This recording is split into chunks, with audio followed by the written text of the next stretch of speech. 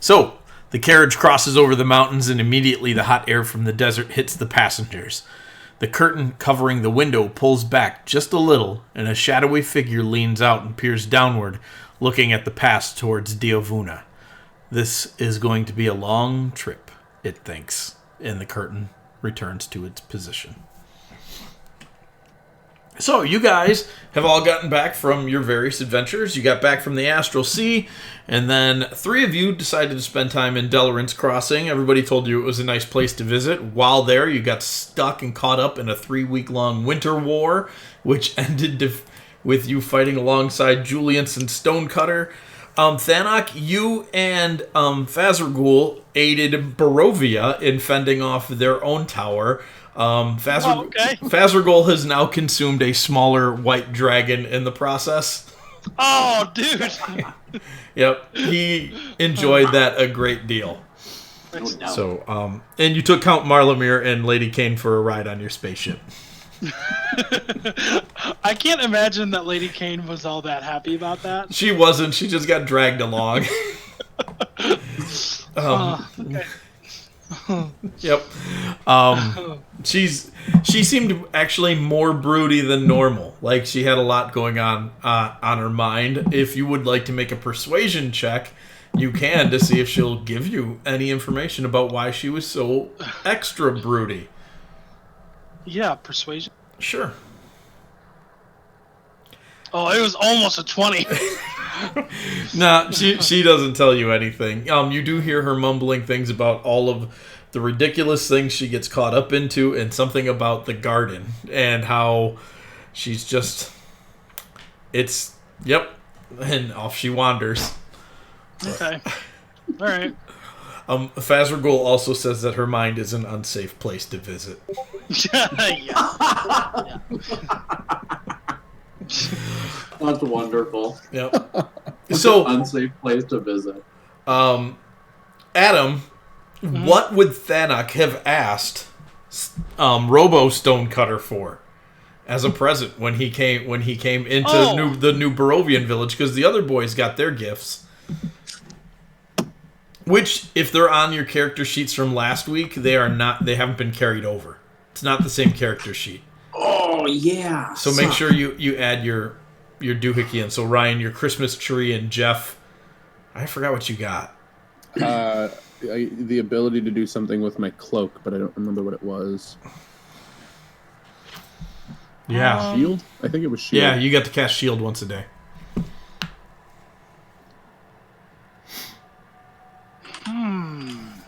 Mike, what did we say that it's a D12?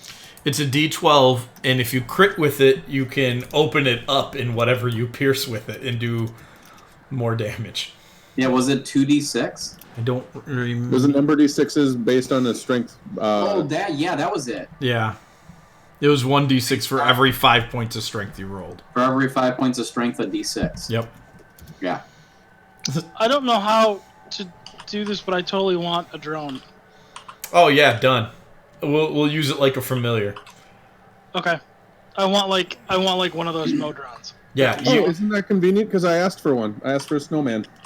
Yeah, Tony totally did. Jeff wanted a snowman, a mechanical snowman, like the ones that the goblins were wearing, to bring back for Thanak. That's what I asked for. Yep. That's the thing Jeff asked for. Yep. Okay, So cool. yeah, you totally have a mechanical snowman drone. Its arms spin around and it takes off. It flies. Or does it scarf? Its scarf totally propels. Yeah, its scarf becomes a propeller, and it makes that drone noise as it takes off and flies around. That's unsettling. Yep. So you have the Find Familiar spell now that you can cast as a ritual and summon your snowman if it gets broken. Sweet. All right.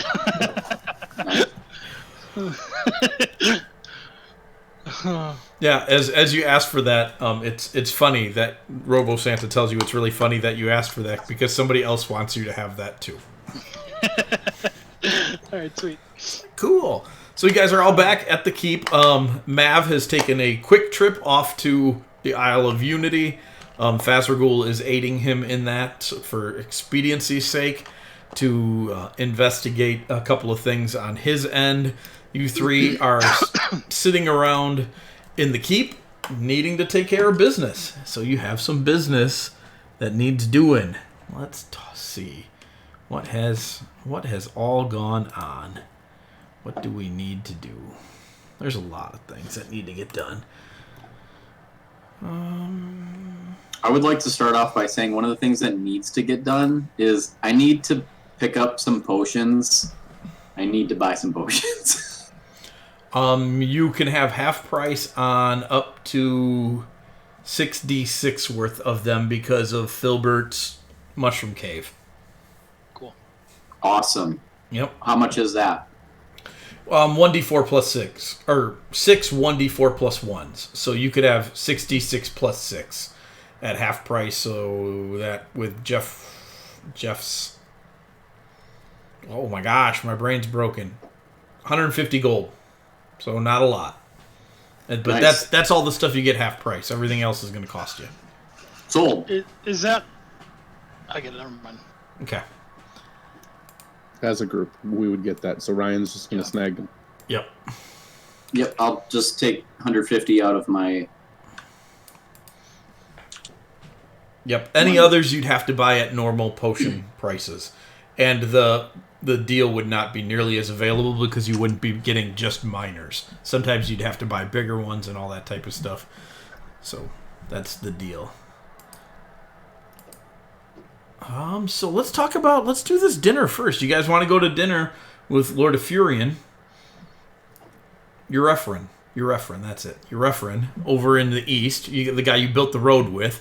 So you're there for a few days. You take a trip down the road. You put on your niceties and all sorts of stuff like that. How do you want to approach the keep? You see it from a distance, and his estate is much less of a keep. You guys have an actual fortress. He's just got a really nice estate. There's some... Is it just us four? Mav would not be there currently, so it would be you three. And anybody else you want to bring along. You could bring some of your other guildy members along. I have a question. Hetty? Yeah, the sorceress. So, what do we know about her? Well, she's a sorceress. She is of draconic lineage, so not wild magic. She's very charismatic. She's wonderful to talk to. She's not all that bright, though. You guys figure that out pretty early on. Othig asks if she could help with, construction of the tower, and she sits down and draws up a few ideas that she thinks would, be good plans for it, and they come back looking like crayon sketches from it, like a 3-year-old, and like...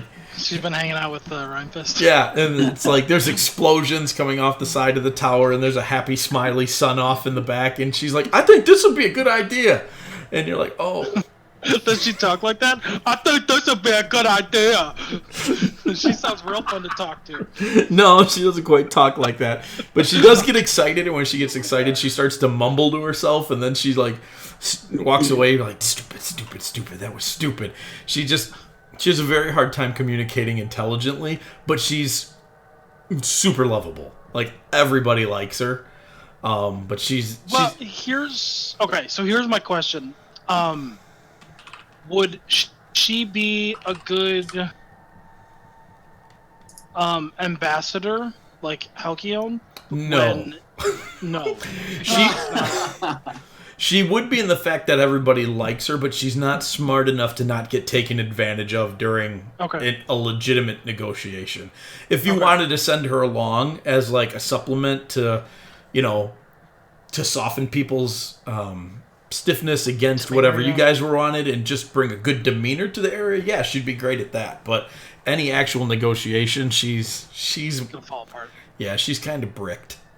Okay, she's bricked. Yeah. That was the saddest description for a human being. Yeah. Yep. So that's what's going on there. Any of that other business you want to take care of before we do anything else? Like, I could tell you that you do send Grummy to hang out with Fazragul. He lets you know that your friend is really, really broken. Like, whatever they did to her is emotionally akin to using the spell Feeble Mind on somebody. Oh. Yeah, She's feeble motioned. she's had a rough go of it. There are times, like, some of it you kind of feel like the moment you all woke up from the nightmares, or they did.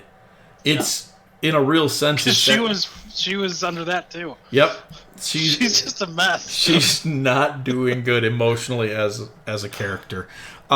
He does. You have this moment though. You're talking to him and to her and working it through, and she's being grummy about it. She's acting tough and she's getting all angry because people are trying to help her. But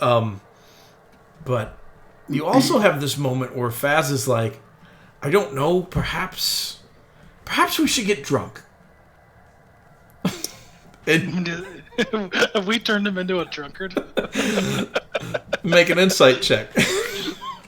Yep.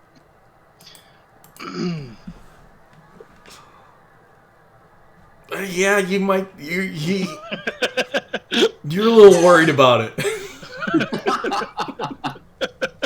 It's like, great, now we have a It's just something alcoholic on our hands. about Yeah. the way that he says, I'd really like to consume 3 or 4 more barrels. Okay. Oh, jeez. Does he get hungover? No, well, not yet. Not yet. You've only got him lit the one time, so Sounds like a challenge. yeah. Huh. So absurd. Yep. But he does think with time he can definitely help her manage her emotions once she stops fighting him. Yeah. Cool. Let's see, what else was in there? What else was in there? See, it's like I like keeping the announcements and the stuff in a separate channel that you guys can't clutter up, but at the same time, when I want to find out what you're actually doing, Yeah. Yeah. Yeah. Sorry about that. no, it's totally okay. Like, there was parts of that. Because it And I was ends like, up, oh, yeah, I it really ends up should've all put this over the in. place. Yeah. I was like, I should put this in a different channel. Some of this should really be in a different channel. Yeah, because I've just like was looking at parts where Rosie was telling Adam that Trump killed Barack Obama. No, it's Adrian. Here's Adra. Yeah. It's like, oh wait, Yeah. that they fought to the death. Yeah.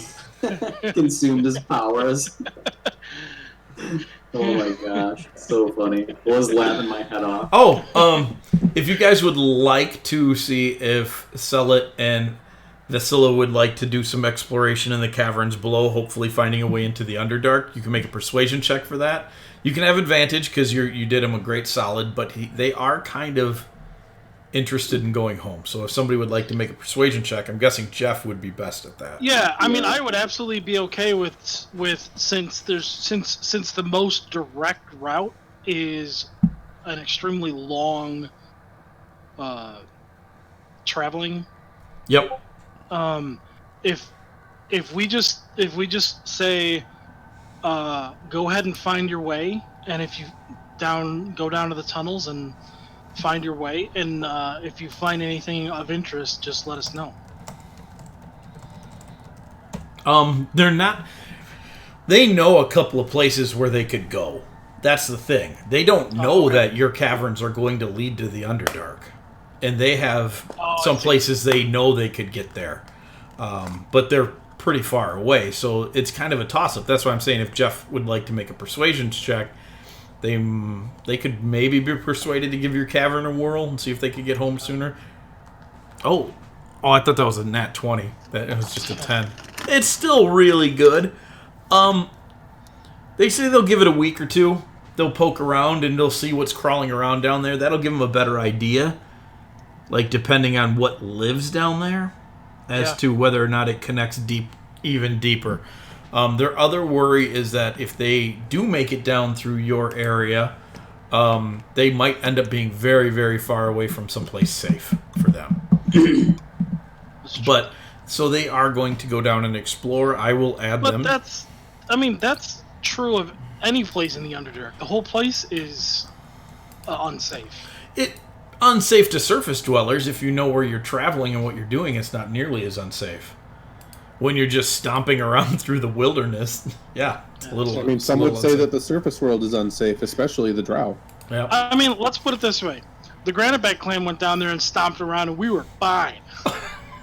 Okay. You weren't there, Jeff. Your definition of I fine. know more than I see. want to. Let's see. Did we come out there with more people than we left, than we started? Yes. I don't think that's an Did we come out there with a giant Yes. Yes. Oh, got buried alive. A giant cyclops who wanted to run off and save Stonecutter. Because somehow that guy figured out first that he needed to save Christmas. Right. Oh, It's man. all on me.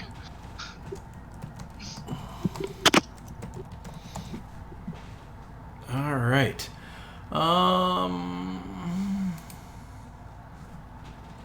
Mike, you froze. Did you freeze for anybody else? Yeah, Yes. he's froze on my. Oh. All right. Well, let me restart my camera then real quick. Doink. Is that better? Yep. Okay, cool.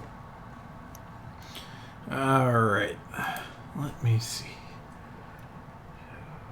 Let's see. We already talked about Hetty not being the smartest tool in the shed.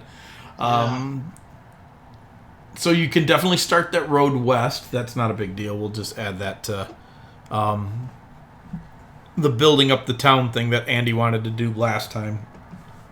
So in a couple more weeks, your town, certain buildings in it will level, will bring about some cooler stuff going on inside of there. Hey, by the way, we haven't really I feel like the last probably 3 months of playing, we've had like zero downtime. It's just been going from one to the other. Have we actually had much downtime to Yeah, I was going to practice ask about that too. our That's right. trades?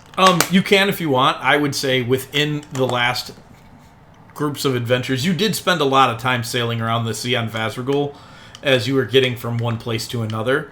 So you could have 10, I'd even say 15 crafting Days. rolls. Yeah. Okay, cool. Thank you. So if you want to roll those and add those into your stuff.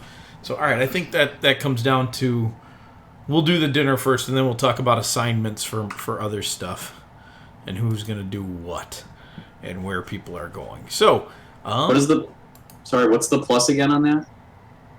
It's 15 days, but whatever you're crafting it. it's D20 plus your skill modifier and your proficiency That's right. a day.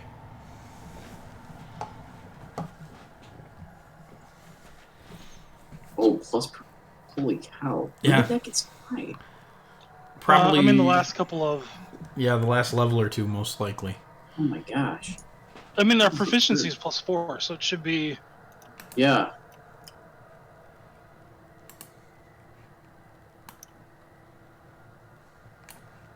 So it's going to be 8. Oh my gosh, that's sick. Oh, holy cow. This is going to be crazy.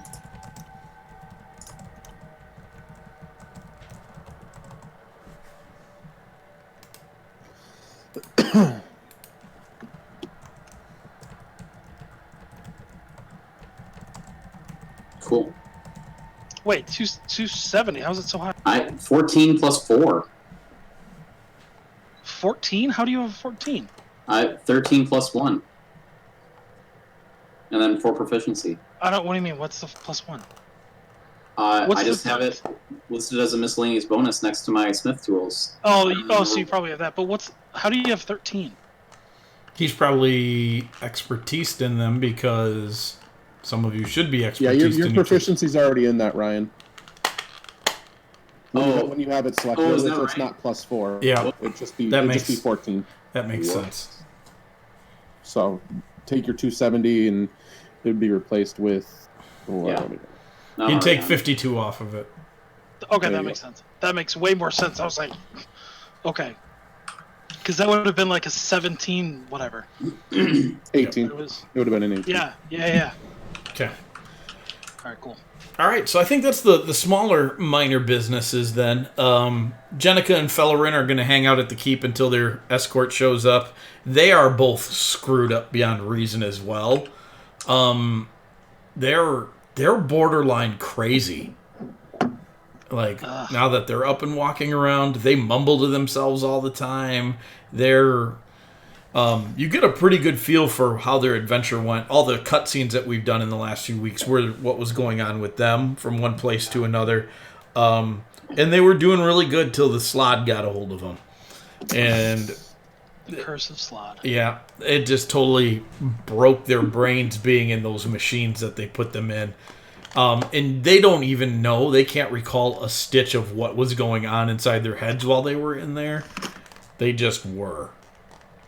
And so, you hear them mumbling and walking around in the middle of the night. Guards tell you that they're kind of uncomfortable around them because they just show up someplace, sometimes naked, just staring off into space. They're just really screwed up.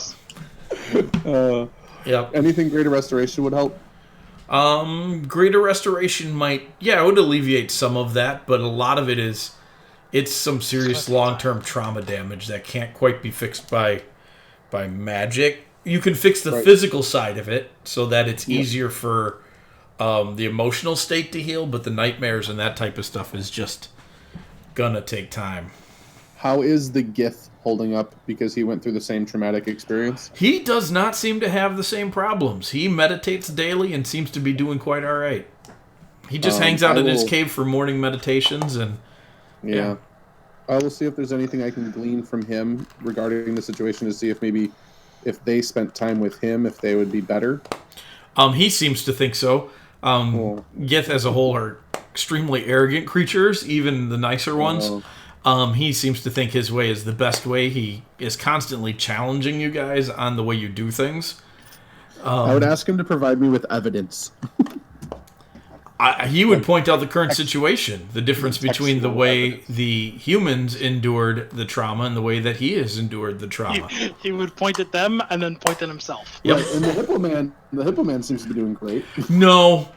No. No, I'm going to tell the Gith that, though. The Gith smirks because he knows exactly what you're doing. And Cornwall is borderline, like, manic panic about the sky opening up and an armada of astral slod coming through at any moment. I just want to make it known that I still did not give permission for him to build that contraption. My orders were very specific. We need to start here first. He doesn't want to build a contraption. He wants to conscript all of your townspeople and create a factory that produces smoke powder so he can build contraptions that fire cannonballs. Yeah, I'm aware. Not happening. I mean, it's not a bad idea. Right now, it's a bad idea. Nope. Yeah. There's several moments where he's just wandering around on the battlements and he'll just start screaming to arms and to look around to see who's responding, and then no matter how quickly somebody responds, he tells them their timing was terrible. Your response time was terrible. But the Gith... You can't give orders. No one has empowered you to give orders, dude. I don't know. Something about a Hippo Man starting to yell to do things. Everybody kind of just does it. And he's got on that military outfit. It's just... Yeah, sure, I'll just point out that nobody empowered us to make decisions either. We just decided we're making decisions. And everybody else was like, they seem like they know what they're doing. That's not true. The Emperor has given you power to make decisions. Prior to that, yeah. the Emperor gave us permission because we're going to do it anyway. Might as well make it legal. So back to our Gith friend Jeff. He's a really interesting fella. And your charismatic nature kind of peels him a little bit. He does open up a bit to you. He senses your more neutral outlook on life too, but not neutral like most of the Granite Backs are. Neutral in a way that is actually seeking, balance at a different kind of cost. Similar but different. He connects with that, and he just talks to you about all sorts of different things about life in the Astral Sea and the history of his people. And it's a really enlightening experience spending time with this guy. And he says that he endured the machinery by completely shutting his mind off to anything other than what they wanted to do to him. So he let that information kind of flow in and flow right back out into the drift, he says. Oh, how cool is that? Yep. So he purposely chose not to retain any of it by having a dominance over his own mind. Could he teach that to somebody? Maybe. It would require multi-classing into a monk of the astral self. That would take a while. Okay. Yep. But he'd be willing, and he's kind of sensing that maybe you're interested enough into that he'd be willing to teach you some of that if you decide to multi-class into monk. I will keep that in mind. That is very interesting.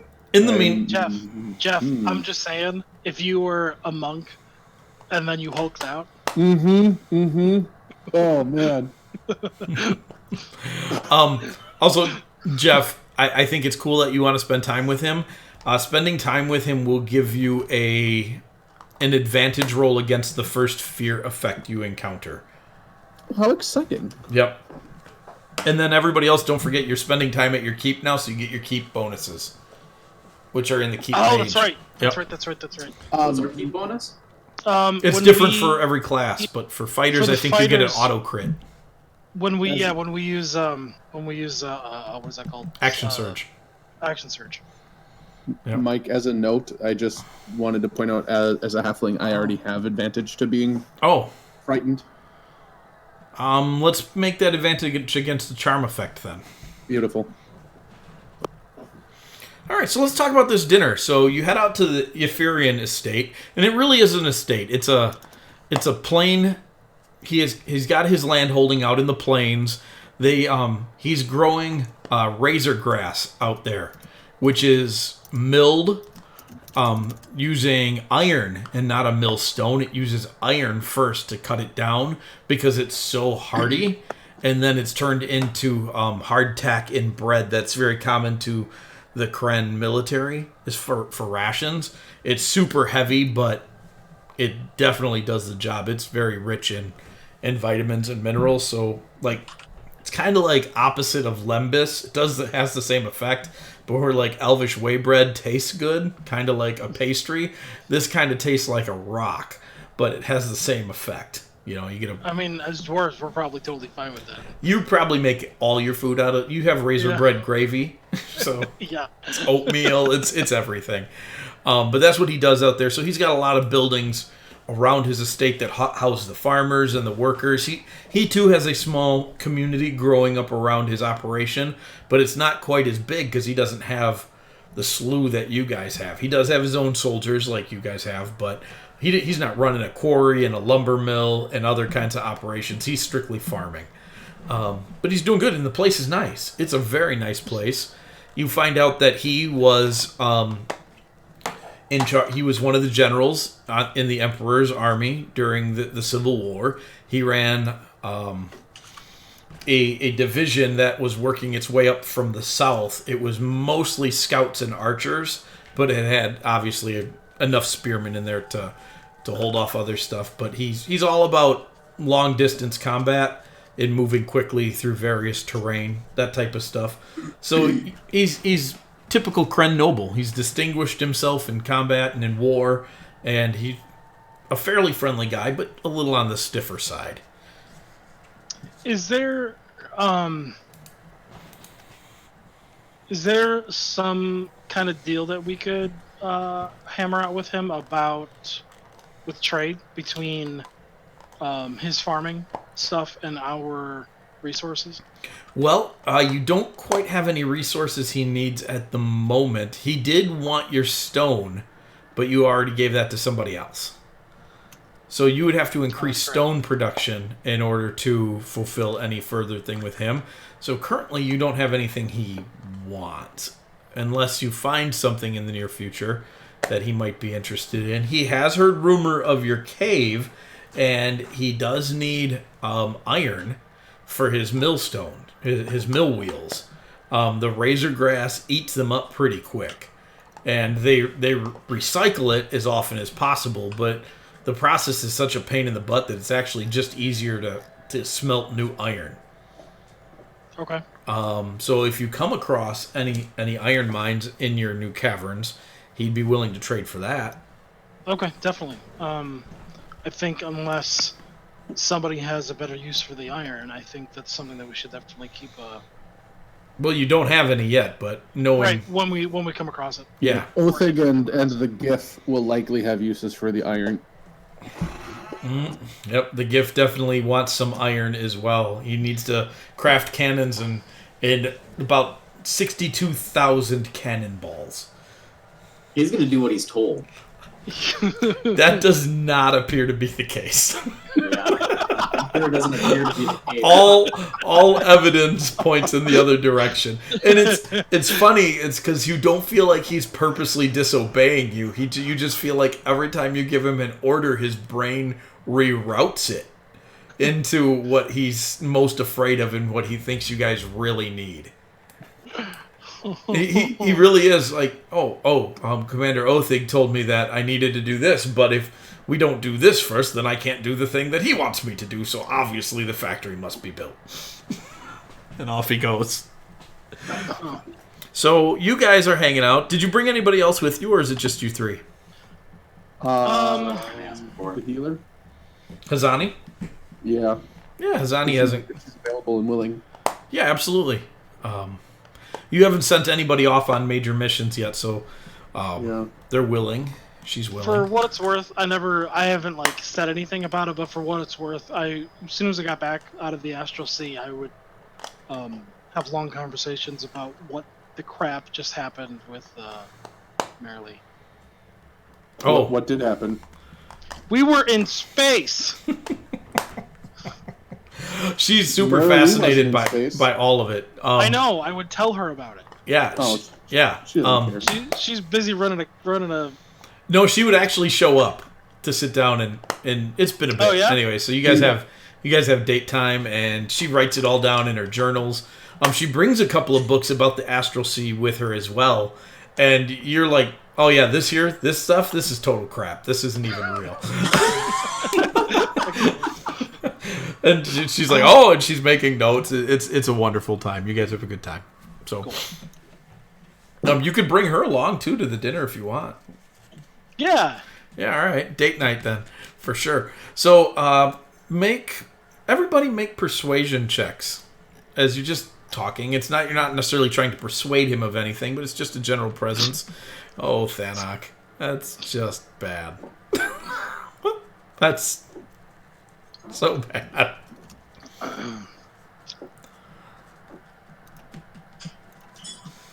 Jeff?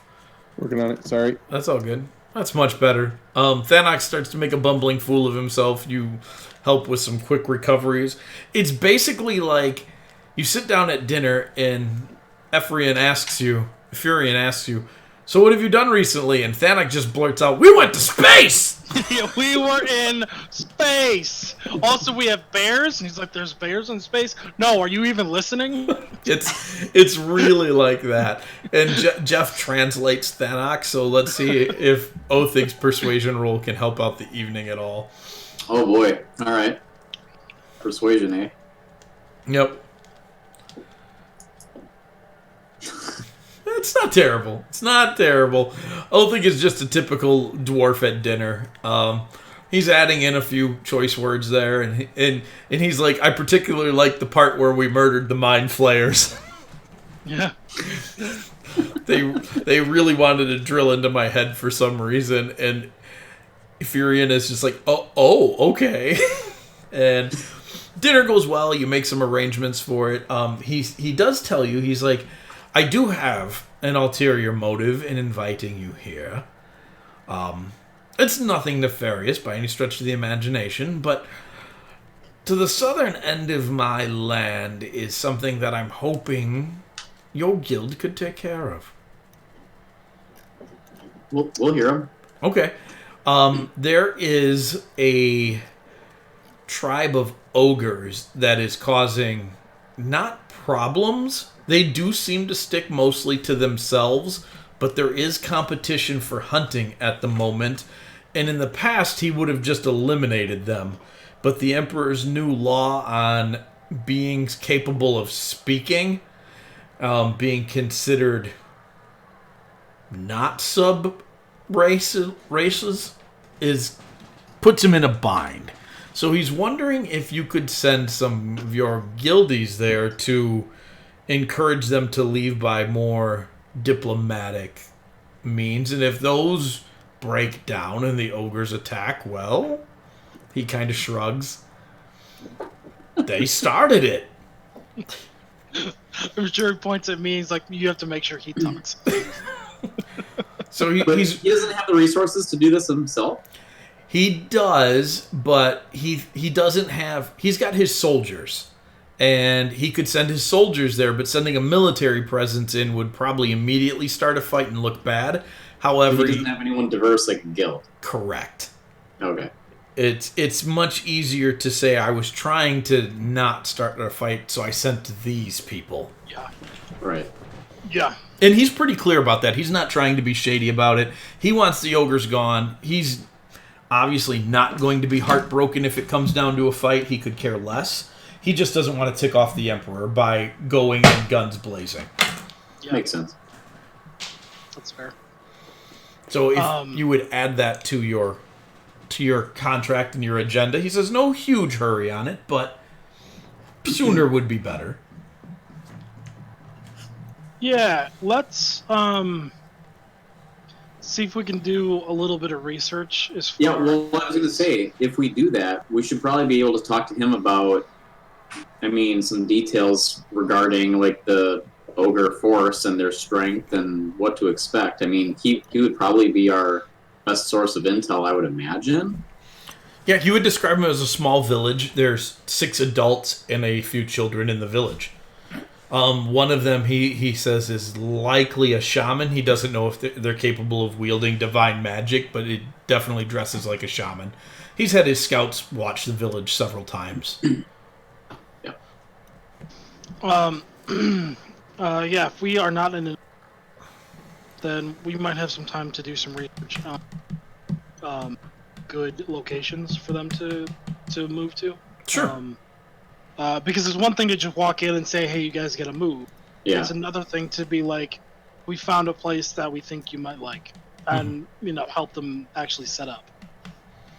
All right. That's So good. we will add that to your list of things to do.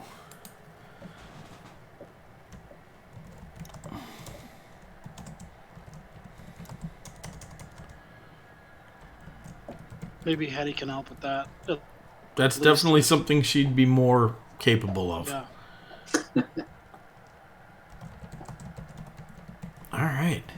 So let's talk about your teams and who you want to send where now. You have a lot of things going on that you want people diversified out to.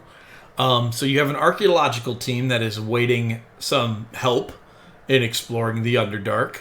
You could send Celit with them in Avila. I never remember her name. Avila. It's something Gosh, like what that. was it? Yeah. You could send Celit in the Drow cleric with them, and maybe with another member or two of your guild to run protection for them. Any ideas on who you'd want to send along? Are we saying this would happen? Because, I think sending Hazani down with that team would make sense, but she's with us currently, so... Well, this would be after dinner. You guys would finish up dinner Okay. and head back to your own place. The other thing, the cleric would be with him, so we wouldn't necessarily need 2 clerics. Oh, there is a cleric with them, okay. Yep. Yeah. And Celit is a paladin, so... Yeah. Yeah, What about I know Matthias was down there already, but realistically speaking, my thought was that he'd been down there already, so he might have some insight at least on Sure. where to go. But the reality of it is that he's a Minotaur. Like how easily can he even navigate that? It depends on the size of the caverns. He's a large creature, like Sodic, so he's big. And there's places he might not be able to get to, so you might want to send somebody who's smaller. You do know that all of the passages leading out of that first area are larger, so at least initially it seems like he might be okay. Okay.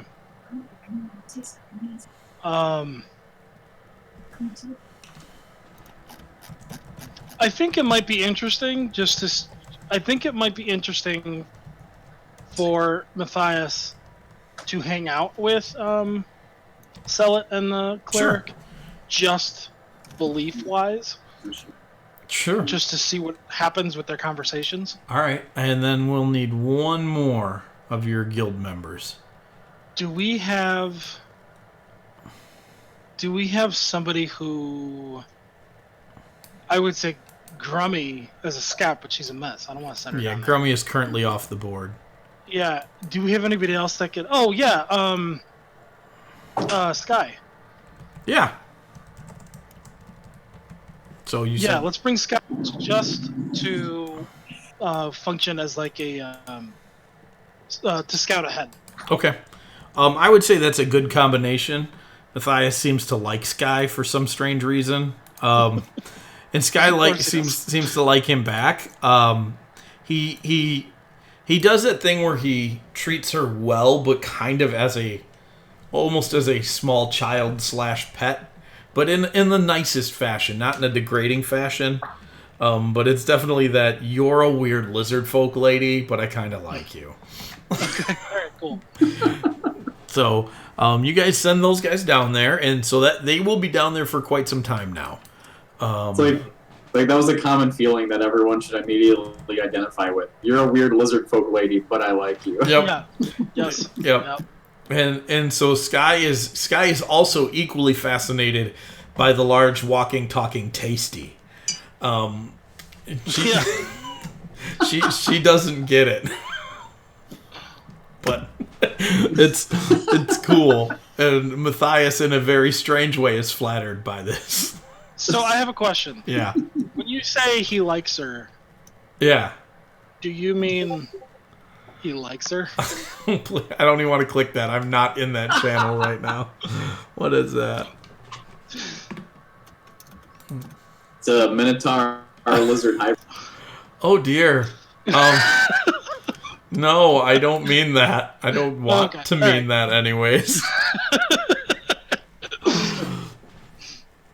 All right, so now the only other question I have is which direction do you want them to explore? There are 4 ways they can go, and you'll only get one direction a week, unless you send more teams down there. But I say northeast. That's 2 directions. No, it's one direction. Granite Back Cavern to the northeast. To the northeast we go. So I need to... Darn it. I closed my map of that. Give me a sec here. Pop that open. I'm going to have too much stuff open and my business is going to start to slow down any second.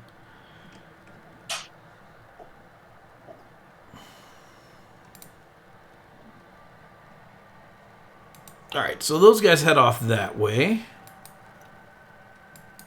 I vaguely remember a picture of the directions. I know they kind of all follow the diagonal scheme. Yeah, there's one that goes straight to the south, and the others are all on the diagonal scheme. And the south one is where the river goes. That's how that plays itself out. That is river runs through it. Taking forever to load. There it is. Okay, so they follow a tunnel for a good long ways, a good quarter mile. This crack in the tunnel, and there's small offshoots off of this, and we will, when you guys see this map, just assume that obviously it's a smaller, more locational map like the one that I shared with you.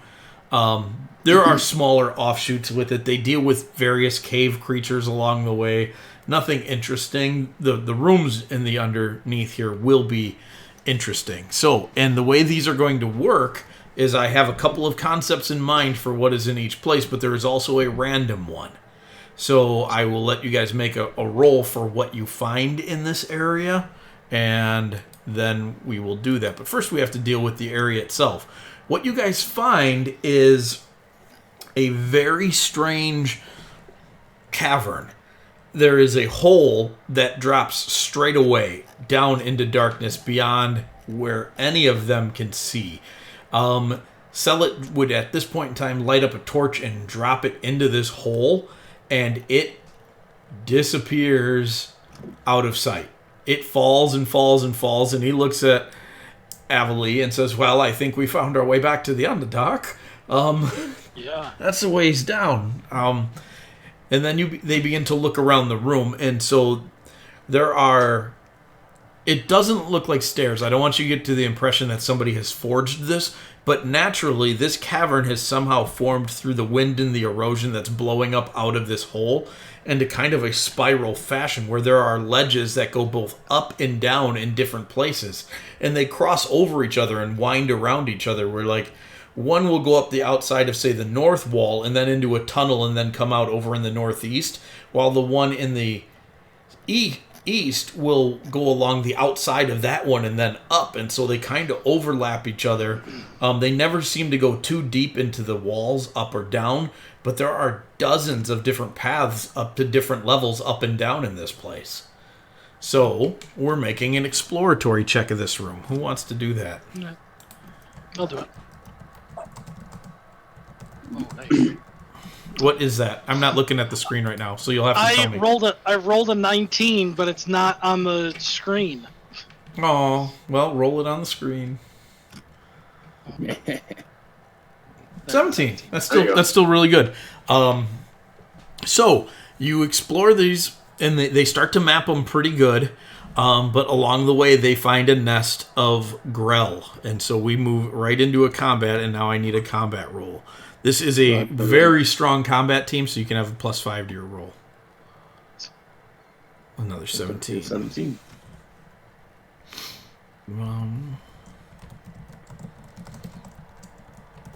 All right.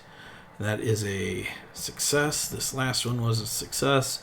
So you beat off a pack of Grell. It is extraordinarily dangerous fighting Grell in this area because they can hover and levitate, and they try to throw people off the ledges down into the wind tunnel. But nobody has a problem with that. They don't actually even get close to it. They just get beat up pretty good. So you find the Grell nest, and let's give that a search. If I'll it's take you, that one. Yep. Ryan. Oh, who? No, it's me. Jeffrey. Oh, okay, I see. Sky is with you, so that's a... I was going to say, they got to be pretty decent. Matthias and Herb, with Matthias being... I mean, I suppose the cleric's probably pretty good, too. Yeah, it's not bad. It's not bad. It is not a failure. It's a partial success. It's partial success. They do find some bones of an adventurer. It looks to be a dark elf that has made its way exploring up here. Sellet and Avalee can definitely identify some of the items as drow make. And so they're even more convinced that this hole leads to the Underdark now. Okay. Which they say, that's really close to your keep for this to already be here. But the fact that this place isn't already outposted or overrun this close to the surface probably means no one really knows it's here. Yeah. So you find, and they find the sword is magical. It counts as a longsword +1. Oh, they find a sword? Yeah. Nice. In the drow equipment, it's a drow longsword +1. And then somebody make a random roll for anything else they find in this area. I'll do it. 16. Hey, That's really good. Othig, down Thanak, down one of the paths, they find a gold vein. Oh. It will take some work to safely set up a mining operation here due to the nature of this corkscrewy. Yeah. Actually, it looks like somebody threaded spaghetti around the outside of a screw and then took the screw out. That's what these paths look like. Oh, okay. That's a really good description of them. And so they're all weird and overlappy and somehow natural at the same time. They don't look man-made at all. So you guys find a magical longsword and The gold. Should give that to someone in the group, not our group, like our Right. Yeah, somebody in followers. them. Yeah. Yeah. all right.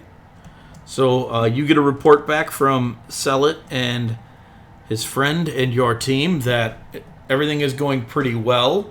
They've identified some things. They move the archaeologists into the area, and they begin exploring the area even more. And I will make a roll for them as well and see if they dig anything else up. But you won't find anything interesting like a gold vein. You might find clues to civilizations and other things that have passed through this area. That's what type of stuff they're gonna turn up. Okay. So there's that. So what else do we get going on? What else? Diplomacy, yeah, dinner, buildings.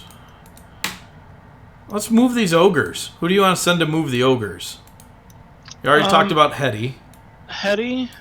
The warlock. Actually, Yeah. let's do something else first. Let's set aside the team that you want to send to Ichthus to compete in their games. Because that will take those guys off the board for a few weeks. Skoog and Reki. Yeah. Obviously. Scholars. That's pretty The scholars. How many do we have to send? 4. 4. Skoog and Reki for sure. Drunken scholars. Yep. It should be dwarves. We need to represent. Now, I will say, the people in Ichthus are super similar to the Kren in nature, but it's the difference between the Romans and the Greeks. Send Hazani with that group then. I was gonna say Hazani. Yeah. Yep. While the Romans are a lot more sophisticated and they're interested in not just fighting but in talking and other things, and the Kren are just like, well, let's just fight things. So Can we convince Marilee to go on that? I don't think she's. no, she's too really big. No, available. she is off the board. Well, didn't you say you said so? We've got Skoog and Raki and Orin Hazani. and the old man, the other old man. no, but we're gonna do Hazani, and then didn't you mention Halcyon before? I said No, not for Halcyon, that. but I don't think he'll be welcome. Oh, not for that. For something different. Yeah. Yeah, that was for something different. Not for Oh, the okay. not for the arena. Let's send Orin. Let's send our battle master with his Gatling gun. All right. I mean, because he, I can't think off the top of my head what his stats are, but he should be at least BA. competent in matters of state, correct? Oh yeah. Enough. I mean, he's Orin, so he's a bit gruff about it, but he definitely knows his way He around sat on the that. council for a long Yeah. time, didn't he? No, he never did. His father did. It was his father that sat on the council. Yep. But either way, I mean, he's familiar with it. Yeah, he. Oh, wait, what- at least What are we sending him to? to the.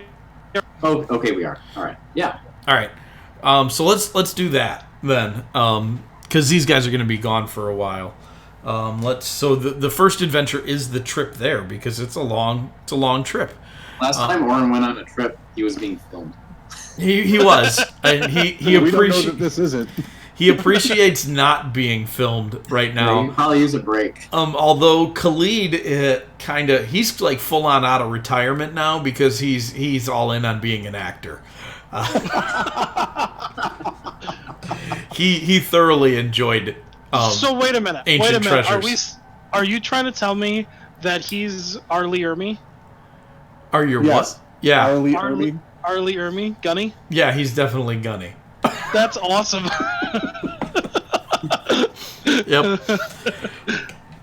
So they get on their boat in Minos, and they start to sail, and they have to navigate a storm on the boat, so they're called on board to help out. So give me a d20 roll for a storm. You're up, right? Okay. Nice, it's a good roll for them. So that is a full success. Not a full success. It's a success. Yeah, they weather the storm well. The captain's impressed with them. They make one stop as they go around the coast to... It's a small island town. It's a neutral trading post. And while they're there, the town gets attacked by pirates. And so combat. These guys are ready to put some hurt on, so there can be a +5 to this roll. Ooh, that's not bad. 16. No, it's not bad. It's a success. So they definitely help beat off the pirates solidly. Again, the captain's impressed. The town gives them a small reward. So there's 100 gold from that. From the town. And then they're sailing on again. And their ship gets attacked by a gigantic octopus. Oh and, no, and Fosrogul's back. It's threatening to... No, it's not Fosrogul.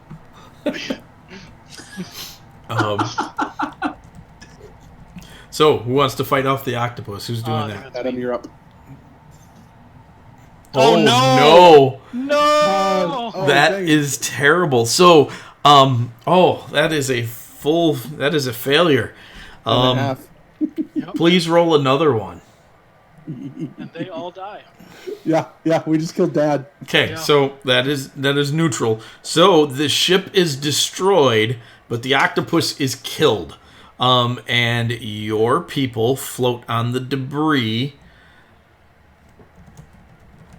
Last roll. Let's roll back. How long do you float on the debris? Oh, Ryan, that's you. I got it. Oh, no. Please roll another one. Bad. You want another one? Please roll Yeah. a follow-up. Okay. Skoog, Raki, Orin, and Hazani. Okay. Gonzo. This Currently, means they float a long time, right? your group is currently lost at sea. Oh, no.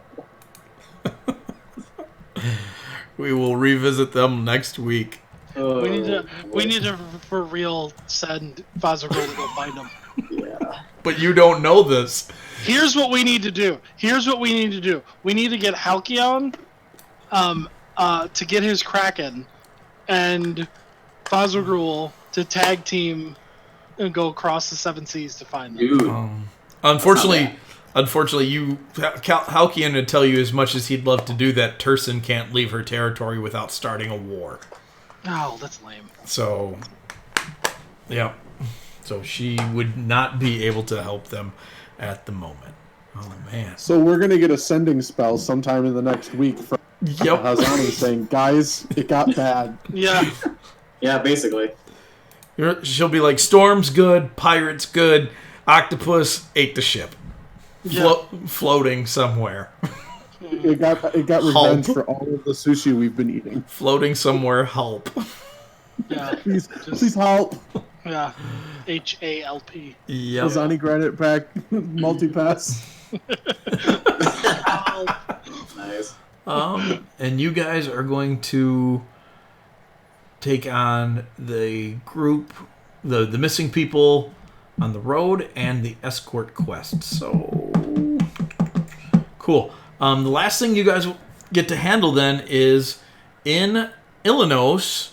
Cadmus is leading his team to the nearby city of Copanis to fight off or to deal with creatures coming up out of the lake. Is that? Yeah. No, that's. Oh, yeah. Oh, it's me. What are we rolling for? All right, so they first the thing is travel to Copanis because travel out in the north is very difficult now. Why are you doing this? No, I didn't push the button. Dang it. What button is it again? I don't even Shift, I know. think. I leaned on my keyboard, but whatever. Oh, 18. that's a really good because roll. it was a 4. It was a 4. That's weird. Yeah, it said Yeah. 4. I was like, no. Oh, all right. I'm going to list that as a triumph at 18. That is fantastic. Not only do they travel to Copanis without a problem, but they eliminate 2 different groups of bandits that make the mistake of trying to prey on them. Cadmus has taken up the approach of dealing with the bandit problem that when his group travels, they travel with a cart stuffed with blankets. So it looks like they have all kinds of things. And then everybody else dresses like peasants. So he is purposely now drawing bandits out so he can kill them. Yeah, of course he is. Um, I'm weak and feeble. Smite! Yep, that's kind of what's going on. And It's totally Babette from Skyrim. Yeah, yeah. yep. So that is earning the reputation among bandits and road brigands to not screw with travelers. So it's actually having a very positive effect. So he gets to Capanis, and now he has to find out the source of the problem. This isn't something this group is particularly good at. So this one is actually going to operate at a -2 because they still don't have a dedicated, intelligent person in their guild. Whose role is it? Adam. Just mine. Yeah. Yikes. This takes them all week to figure out what's going on. Cadmus is just like, I gotta kill some. That's pretty much it. So, but sooner or later, they do stumble across these creatures coming up out of the lake. These creatures are weird mutant fish people, not the Kuatoa. These are a completely different type of thing. None of them look the same either. And when I say weird mutant, some of them have legs, some of them have tentacles they walk on. These are completely randomized aquatic creatures, but they do seem to move in concert. So now it's a fight. Back to having a +5. Huh. Well, it's a 12. That's I need a it. partial success. It goes pretty well. He deals with the creatures. The people there are thankful so far, but he needs to identify the source of them. This is another -2. Jeez. Hey, that's a success. He does manage to deal with the source. The source is something he is absolutely not comfortable with. Because it Like this is... poor lake. He finds a rift that leads... It's a rift. He doesn't go inside of it. They use divine magic, which they have a decent amount of to deal with it. But he's pretty sure this leads to subplanes of the hells. It is oozing fiendish energy.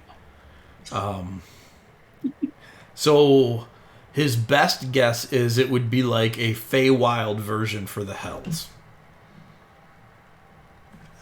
That's good. That was corrupting the local wildlife, but it's been dealt with. So that is a triumph, a failure. So those will balance each other out. Partial So success. they closed it? Yep. So they get paid. Okay. They get their 500 gold, and they get to move on. Overall, a successful adventure. Portal is So closed. where were we sending Hellcoin? Where were we sending the Warlock? We were thinking about sending him with Hetty to go deal with the ogres. Oh yeah, ogres. Yep. So you send Halcyon, Hetty, and who else? Prior to them actually going anywhere, though, would we be able to use Merrily not to go with, but to help do some research? I'm sure the Mage Tower has some information, at least the bestiary on ogres and like where they live, where they reside, that kind of stuff. So there's... You mean for the relocation effort? For the part of the negotiation? Yep. So, she can give you a pretty decent rundown of that. She casts a spell and communicates back with the tower. The tower sends some notes. There are 2 distinct breeds of ogres that live on the planet of Talist. There are your typical, we are clannish, we are kind of brutish and stupid ogres. They can be swayed by a whole different slew of things. Everything from bribery to force they respect. Typically, though, you can pay them off with something that they value, and they'll leave. So if you can offer them a better deal, they will often take it if they decide not to smash you. Which these ogres could definitely have raided the estate by now, and they haven't chosen to, so it's a good bet that they might be bribable. The other style of ogre is just on par intelligent with your standard humanoids, elves and humans and things like that, except they exist in the body of ogres with their brutish strength as well. They are extraordinarily militant and very dangerous. But those are typically found more in the area to the east and south of Zeist. Hey! Hey, welcome. Hey, Hey, Andy. you guys die yet? Don't No. tell him about Dad. No, we didn't. Some other people did. We haven't No, killed not anyone bad. yet. You just haven't told us they're dead. They're just lost at sea for a while. Forever. Forever. I think with that group, we should send Sodak as our show of strength, and I think we should send Tabby as our nature-based ambassador. So we should send Hetty, Yep. Tabby, Halcyon. Sodak, Yep. and Halcyon? Yep. Yes. You're two very charismatic people, along Yep. with some muscle and a wily character. Yep. A wise and nature-based. I'm only thinking her because she would probably have some insight as to the. No, that's a good idea. If there's something that is worth like trading, Yeah, she the might be tribal. able. Yeah, she might be able to see what they are using Yeah. and what they need, and can find something to offer. Mhm. Okay. Definitely. So- If worse comes to worse, Sodak can just flex on him and be like, "You need to move." Yeah, because he's a good 6 feet taller than an ogre. So, Yeah. he's big. All right, so your group heads out there. Andy, they are moving a group of ogres that have set up camp right outside of the Eastern Plains, Lord Ephurian's estate. They're not causing a problem yet, but Lord Ephurian would prefer they not. So, Well, most people don't like ogres camping outside that's- there yeah, exactly. And So- if anything, we could conscript them. to ride our bears. No, they don't get to ride the bears. No one's riding bears except. Oh, Then speaking I of your first. bears, they will be ready in 2 weeks to be Yes. Yes. ridden. They're right now, even while you guys are at the keep, you can practice ride on them, and they're very loyal to everybody they're introduced to. They consider you their masters. They're just still growing a little bit, so they're kind of like older puppies that they're almost grown into their paws, but not quite yet. They're perfect size for Jeffrey to ride. Yep, but they're going to get bigger. So, you guys, your crew heads out to the east. What do you want to do first? I'll give you guys some options. Do you want to for this? I say we investigate and observe them a little bit to see if we can do a little bit of not subterfuge, but like Let's taste just- the joint kind of thing. Yeah, I mean, at least like walk into the situation with information. Sure. Instead of just all right. buffoonery. Your group's decent at that. Well, Sodak's not, but between Tabby and her invisibility and the other two, they're decent at this. So we can have a +3 on Tabby will this just roll. use invisibility on Sodak. Oh gosh. Oh my gosh, how terrifying would that be? Whose role is it? What if he just wanders off?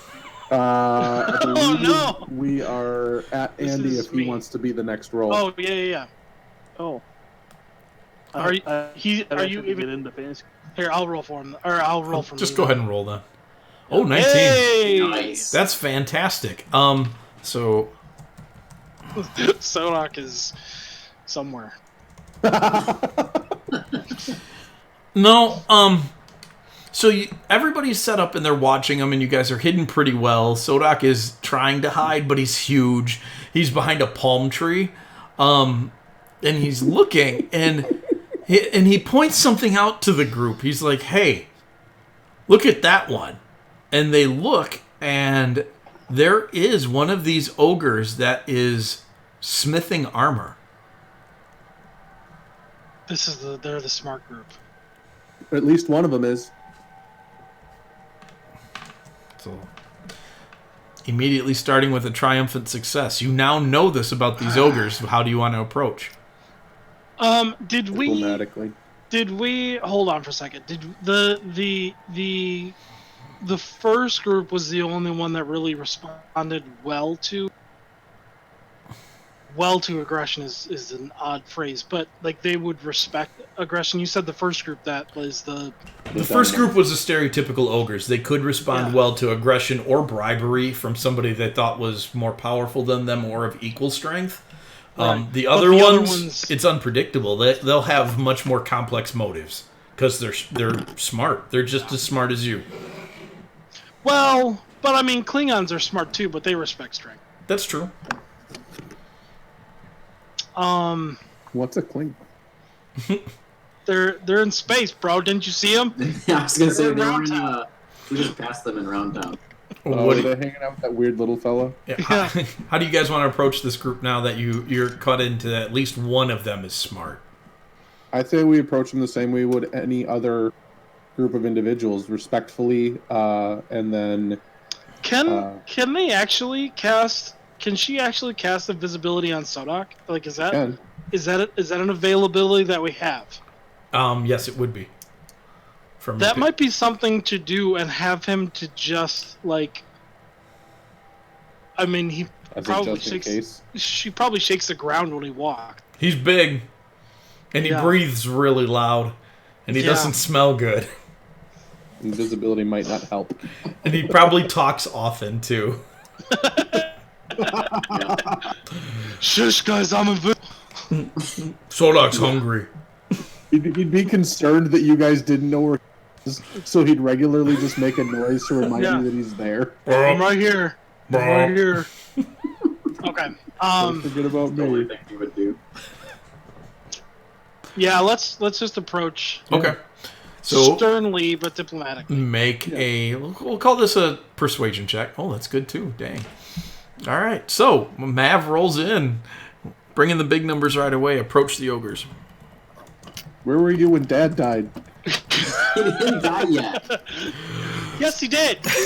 No, he's just floating at sea. It's big. There's Yes, floating under the sea. no, on floating. top of the sea, on He's debris. floating. Yes, that's what corpses do in the water. He's not a corpse yet. You don't know that.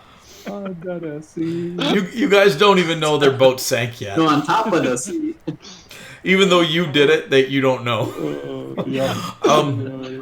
So you approach the ogres, and they did not know you were coming. And so as soon as they see you, they freak out, and all of them behave like not smart ogres. But you're already clued into at least one of them is intelligent. Does it seem like they are acting? Make an insight check. This is going to be... Well, Othig. kind of just said as much, but I guess we have to know if that's the case or not. Actually, yeah, I'll let you save that. Yeah, that's... I'll Okay. let you save that roll for the next event. But yes, Okay. with the roll that you have approaching it, they are definitely acting like ogres. Because the one you were looking at who was smithing armor is now he's drooling and he's walking with his knuckles on the ground. And you're like, no, not after what we just watched, buddy. They are We should performing. let them play into it a little bit and then find out what their angle is and allow them to act like that for a little while as if we don't know. I feel like we should just call him out on it. Not yet. I don't think straight away. Yeah, not yet. Let us play dumb with them being dumb, Mm-hmm. so that we can get more information out of them. Yeah. Okay. Yeah, I absolutely think we should let them hang themselves. All right. Well, this will be a deception check then, which your group is great at. Sodak is the only one that's not good at it, but He's the convinced. he's convinced. He's like, Yeah, but he's not even smart enough to figure out what's going on. no, he's not. He doesn't have to deceive anybody. Yeah, So that is another triumph.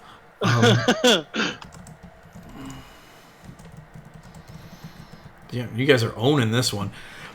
They, in their talking, you can. It's really hard to like hide that they're smart. They're not good at being stupid, and they kind of like you can tell they don't like it, and they let slip that they're here on orders. And when they do, they kind of look at each other. They say it all stupid too, like this clan was sent here for blah blah reasons, blah sent here, and you're like, okay, who sent you? And they're like, no one. Huh. So now it is very obvious they're lying to you about it, and they're hiding something. So I guess ask them what their purpose, like what is it they were sent here to do? The one is caught on to the fact that they've really screwed it up, and so it's the shaman guy, and he starts to talk about how their gods sent them here, and that this land is theirs by divine right, and you should leave before they become angry. Does the group? Did they like Halkian's probably the one who's thinking about this. What's her name might too. I think they probably all are. But Except Sodak. no, but as far as does the shaman look like he can actually Put up. Now, Yeah, now that you guys are closer and you know that they're smart ogres, he can probably cast spells. okay.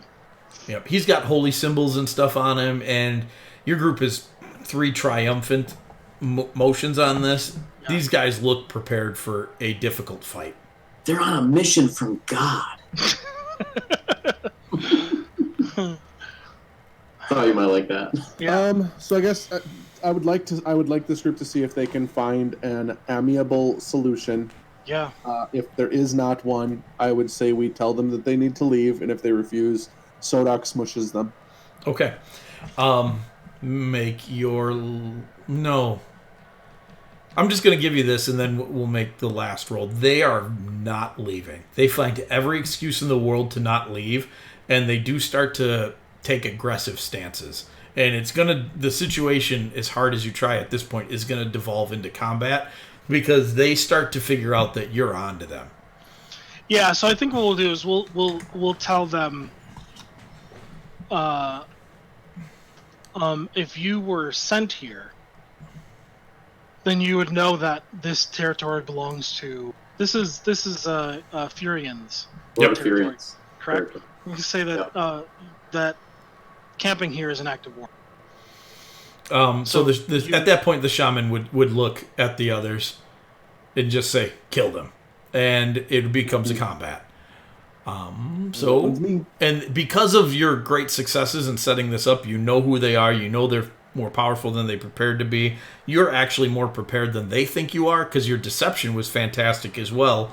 So you can have this at advantage. Nice. With a plus. What's their group? Well, you got Sodak with you, and it's a combat, so it's like a +8. No, it's you have a very well balanced party. You have a healer, you have a sorcerer, you have a deceiver, and you have a brute. Oh, Wow! Are you serious? Double twos. Are you serious? wow! Wow, bro, That's not Impossible. I'm impressed. That's awful. I'm remarkably impressed. I feel Okay. like the story did not set itself up for this. right. No, no, it didn't. So that is only a. It's not a That's full-on as bad as failure. 2 ones in a row. That's as bad as our 2 ones in a row up above. Yep. So it's not a full-on failure thanks to the giant bonus this team has, but it is only a partial success. This is So- extremely anticlimactic.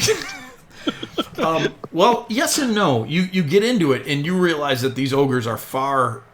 These are not just ogres. These aren't just smart ogres. These are professional warriors. These people, they have tactics. They have skills that you weren't expecting. The spellcaster is extraordinarily good at what they do. Even with the few counter spells that Hetty can toss out, it still runs amok in a lot of cases. And so what happens is you eliminate the brute, the warriors of the group. However, the caster steps into the main tent, and the entire tent and everything around it disappears. And magically, you can find no trace of it. He has teleported his belongings and something else elsewhere. Tearing the camp apart, it's easy to see that you have found signs of intelligent ogres that were set up here for reasons unknown. But this was not random by any stretch of the imagination. We should make sure to let neighbor dude know that he should prepare for war. They definitely need to do some searching around for any sort of clues they can gather, but then Okay. So there's where that's at. We'll start researching smart ogres. Yeah, can we what are we doing with this camp though? Destroy it, level it, raise it. Can we put some ogre heads on some pikes around the Yeah, vicinity? absolutely. So you set it up as a warning to anybody else who is attempting to take land or to infiltrate this area and What leave it. language do ogres speak? These, Ogre. yeah, they speak giant. They speak giant. Yep. Could we in giant right. We asked nicely. You sure can. Yeah, okay, You cool. sure In the can. sand. Yep, Yes. you definitely do. All right, so we took Just a bunch of extra Throwing some time rocks. on some side stuff this week. It was a good week for that, so we got almost all of the time on side stuff until Andy returned, and so now we got our friend I back. still can't believe the double twos, though. Holy cow. I can. So. It's a thing that happened. All Yeah, right. it's a thing. It happens. So, which of the other two situations you guys wanted to personally deal with would you like to deal with first? You have people who've been going missing on the road between your keep and Jaffe, which is the next biggest town to the south, or you have the escort mission from Diovuna back to the capital. Where is Diavono located? That's West. way to the west. So the road is definitely closer to home. It's like the westmost territory before you cross into Eastern Barovia. Let's do that, and then we can teleport to the place closest to it from that we have a circle for. I mean, do we? Jeffrey has a teleportation circle to your keep. Yeah, it would just be back to the keep. Yeah, but I mean, was the road even that far from the keep? I have no Yeah. idea. Well, From Diavuna. if you escort to Diavuna, you'll walk the whole road back to the capital, and then you won't be Oh, far right. from the keep. Oh, sorry. But still, okay. it does save some time. We're escorting from Diavuna Yes. Yeah. Yes, you to are. Minos. to Minos. So let's do this. Let's do the road first, because what I don't want to do is escort the people and then end up whatever is the issue with the road, end up taking on both at the same time. If that makes sense. It's two different roads. Oh, it is. Yep. Yeah. Yeah, Okay. the missing people to the Yeah, I would like to, if we can, get some sort of expedited travel to Diavuno from the Emperor. If not, we'll go there as quickly as we can. Well, here's my thought. And that might be a possibility. He might be able to send us over there, or something along those lines. But let's take care of the people first, the missing people first, just because they're missing. I mean, Yeah. they could still be taken alive. Yeah, if you want to try and arrange some fast travel, Diavuna does not have a teleportation circle, I had a feeling. so it's just too small of a town for that. So, What Are you about saying like? Are you saying you want to go south and then Jeff teleports us back after we complete that to save some time that way? I think Jeff was thinking the other way around. Yeah. Yeah. Is there like a carriage or something that we could borrow from the? Yeah, you would be able to borrow something like that. You'd be able to get something like that. But the escort, the person you need to escort will not be arriving for some time yet. So you'd go to Diavuna and sit there, which is fine, because then you'd be right on time. If you go do something else, you might be more rushed to get to Diavuna. Yep. We'll figure it out. So both sides have pros and cons. Mav, you decide since you're late. Escort quest or missing Like- people quest? Here's your punishment. Yeah. Jeez. I'm sorry, I might have missed it. Which one had a more dire situation? Missing people. Let's do the missing people. Okay. So you guys head south of town.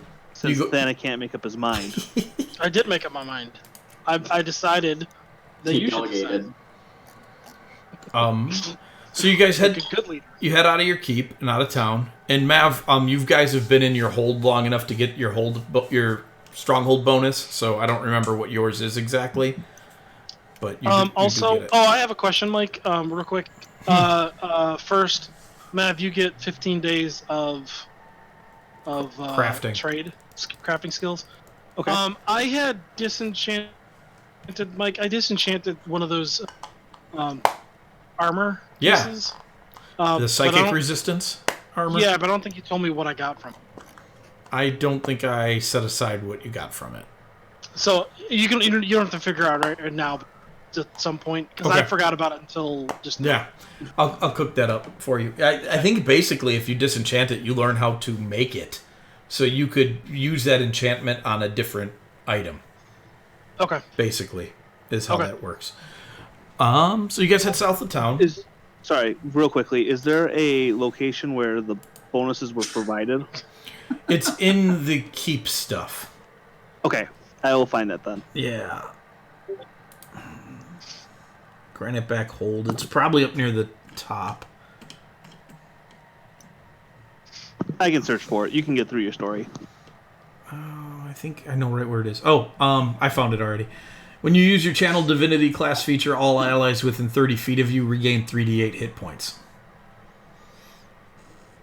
Yep. And Jeff, when you give somebody inspiration, until they use it, their proficiency is increased by +1. That is yours. That's fun. Yep. Oh. And you guys, because it's a level 1 keep, you get to use that one time. So I don't really give out bardic inspirations a lot, but that we'll figure it out. But if you do, I would say if you use your undeniable logic on one of your allies, oh, all right, it would count the same until they make that saving throw. They have a +1 on their proficiency bonus. That sounds great. Let's do that. So you guys head out to the road, and you turn south, and you start to head to Giraffe, and I need survival checks from you. Or perception checks, as you're trying to figure out what the heck's going on. Is this from all of us or just one of us? All of you. That's not a disadvantage. I don't think it's a disadvantage. You might have still be exhaustion. exhausted. You have a point of exhaustion. Oh. That's fixed. Okay. Thanik, you want to have your AC bonus right now. What is that? What? What do you have +1 AC and 1 save for? My Gosh. cloak of protection. All right. Can we Yes. use my 13? That, The don't one I? that's just denoting the lower of the two numbers? Yeah, absolutely. So you guys travel, and this is one of the busiest roads in the Southern Empire. So it's really hard to pick stuff out. Although along the way you do see certain places where it looks like groups of things came out of the woods and the jungle area, because the further south you go, the more jungly along this road it gets. And you see places where things come out. Unfortunately, you're not able to track them very far into the woods. You do find where it looks like maybe people dug some shallow holes nearby, but it's hard to make sense of it. And you don't even know if this is the area because you find no signs of missing people either.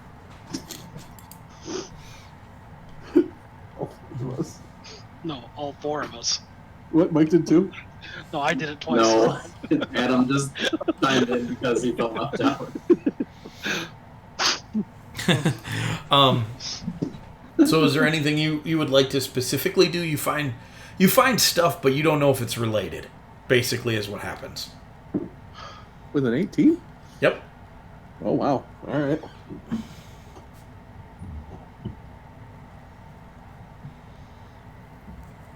I mean, This is just an empty, open area. It starts out lightly jungled and gets to thick jungle as it gets to Giraffe, and then Giraffe's a jungle city. So, can you remind me what we know about the missing people? not much. Just people have reported on both sides, as people are traveling either way, that folks have gone missing along this road, somewhere between your keep and Giraffe. But this is the road that connects to the capital. So people see them pass.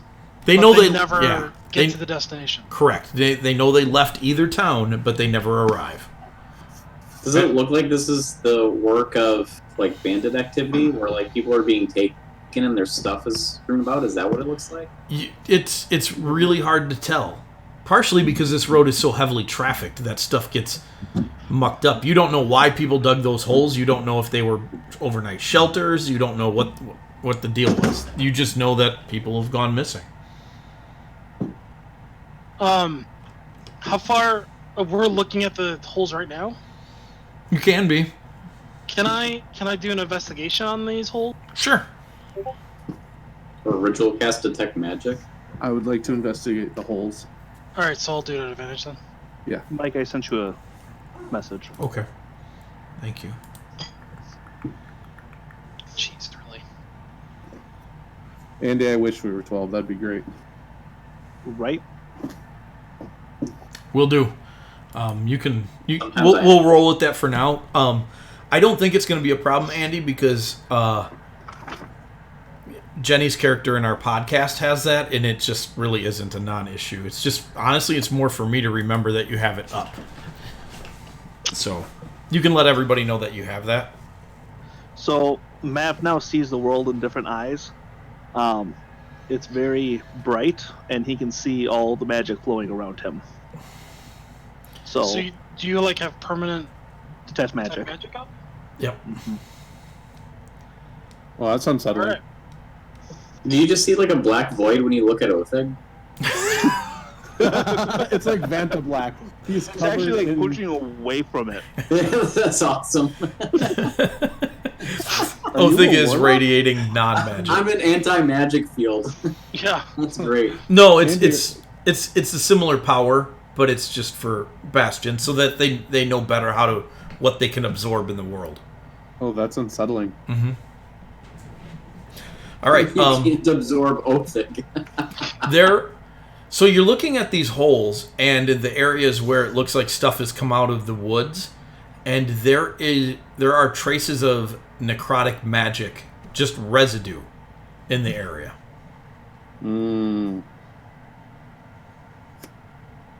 Somebody's making undeadsies. Did my investigation come up with anything? Oh, sorry. What'd you get? I rolled a 16. 16? Yeah, no.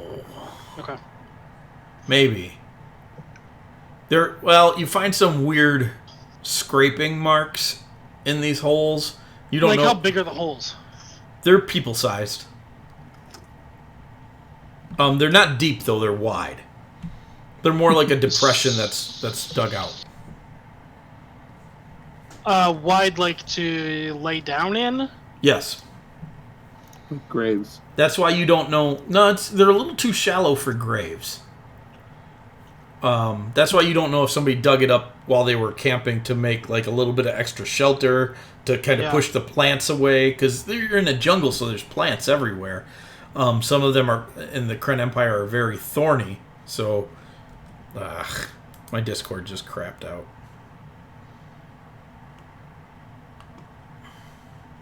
Know what I did? Sorry, I don't know either, but stop it. my Discord crapped out. Oh, okay, I thought it was Tony's fault. It might I'll be. take it. I mean, See, even he thinks it's your fault. I said might be. Every once in a while. Mike, just stop being kind. okay. Sorry for being kind. So, like a lot of the foliage in the Kren jungles is very thorny and scratchy. I mean, you guys grow razor grass for food, so it would make sense that somebody camping in the jungle, and you're not really familiar with jungles yet, would clear out an area to camp in. Am I locked up again? Because you're all locked up. I don't know if you can hear me or not.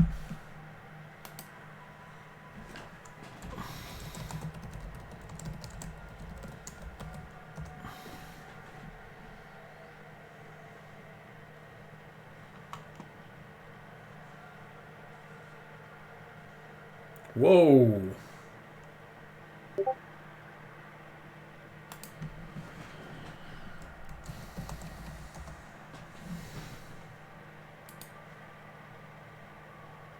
All right, so I'm back. Basically, what I was saying is there would be reasons that they could have dug these holes for camping. You do find odd scratch marks in them, but you don't know if they're from tools or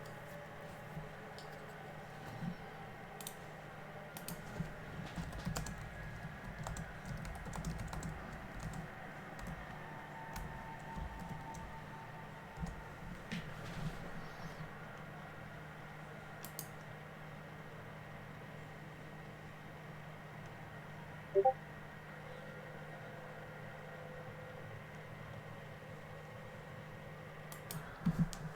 What are you doing with that? I'm back. Basically, what I was saying is there would be reasons that they could have dug these holes for camping. You do find odd scratch marks in them, but you don't know if they're from tools or whatnot. And there you go. To see like how the ground is it hard? Is it like how easy is it to dig? It's soft. It's definitely jungle floor. So there's a lot of black So earth and yeah. So they could have dug deeper if they wanted to. Yes, absolutely. Probably pretty easily. Okay. If these were shallow graves,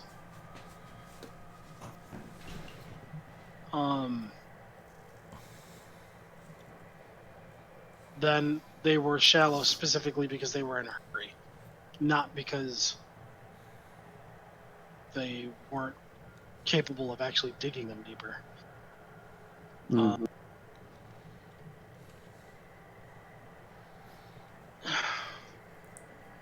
With Mav sharing, I assume you're sharing with us that there's some slight necromancy going on? I can't hear you. No one can hear you. There you go. Yeah. What? Yeah. Yeah. The only reason, if logistically and logically speaking, knowing that there's some necromancy, lingering necromancy here, and knowing that, like, is it unreasonable to think that these are shallow graves? It's not unreasonable. No. But it's not It's not provable. right.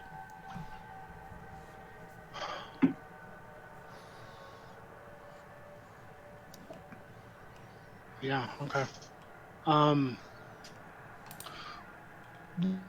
Would an arcana help at all? I'm going to say probably not at this point. You already know it's necrotic energy. We've had some decent investigation. Okay. I don't know. I mean, do we guess? I guess at this point, I guess we just kind of keep traveling down the road and see if we find anything. See if anything else. Is there any tracks? Can anybody look for tracks? I can. There are tracks, and it looks like they go straight to the road from here. Once they get to the road, then they get lost in everything else. They get lost. Yep. I meant to roll insight, but I don't know if that's equally effective. You're not going to glean much else with the insight. You just don't have enough information to really put this together. The assumptions you've already made are already pretty insightful. Is there a once the tracks get to the road and they kind of disappear, can we tell at least a direction that they were going?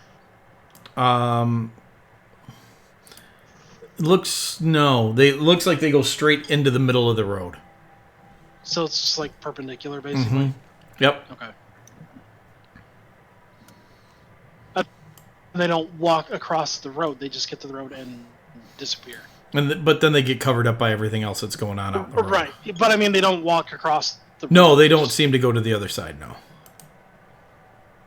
Well, I guess we just keep walking the direction that we're going then, see if anything Sounds good. This is kind of the first thing that we've seen so far, correct? Yep. Yeah. All right, so you head further down the road, and now you're kind of got your eyes out. You're kind of looking for stuff. Make checks again. I will lower the DC rather than put it at advantage. Are we doing just perception checks? Perception or survival, whatever your character is more comfortable with. Jeffrey is... Oh, that's, I think, the highest I've rolled in, like... Ever? A dozen. Yeah. So... Mav and Othig got this. Yep. Mav, you and Othig... Mav, your arcane sight now helps with this a little bit. Othig picks it up. Also, you're like, oh, I got this because I can see magic. But then Othig's like, oh, look at that over there, and you're like, oh man, my new thing. There is off to the side of the road, on either side at this place, two.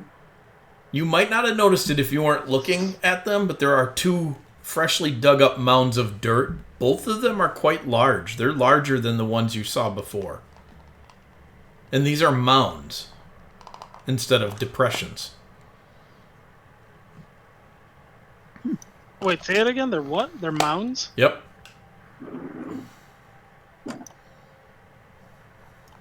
Can we tell how fresh? They're black earth, so they look pretty fresh.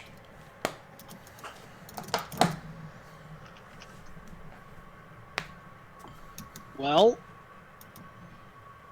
I guess. And there's one on either side of the road. Unless somebody has a better idea, I'm gonna dig up one of these holes and see what's in it. You mean one of these mounds? One of these mounds. I'm gonna make it into one. See what's in there?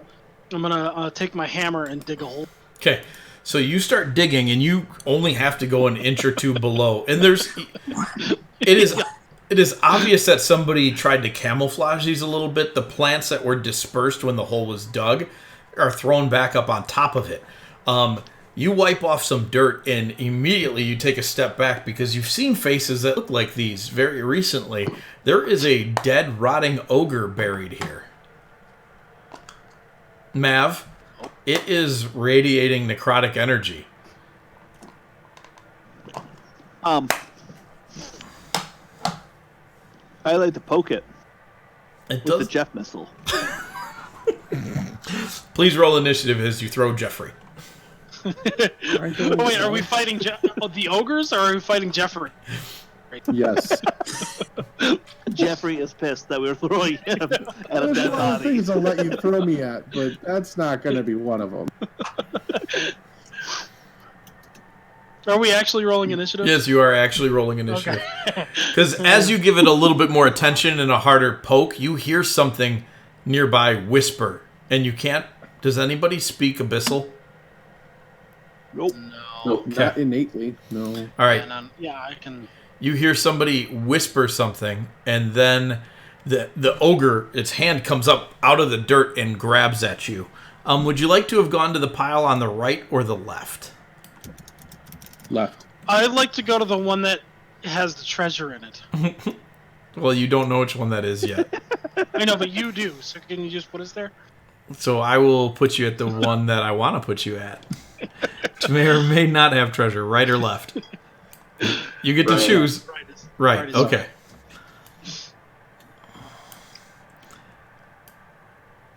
Is there a map for this? Yep, I'm just setting it up now, and then I get to I will share it. And then Mav was poking the ogre, so he's... It's a road, so I just figured, right side would be the closest side, and we'd probably be investigating that side because, well, we would. Because you would. And then that is that guy. Doink. All right, so this ogre lurches up out of the earth, and you guys are Jungle Boogie. immediately confronted by this monstrosity. Mav, you're up first, and it's like right next to you as it tears itself up out of the dirt. Mav is not that close. You poked it. You were the one who said you poked it. No. I poked it with a Jeff missile. No. He did say that. So He said actually, that. they probably would have switched places. Yeah. I'll just point out. Okay, so Mav is pushing Jeffrey towards the pile. Yeah. Actually, you two should make contested grapple checks as you're like slap fighting as to who gets to push next to the undead ogre. Yeah, athletics or acrobatics? Either or.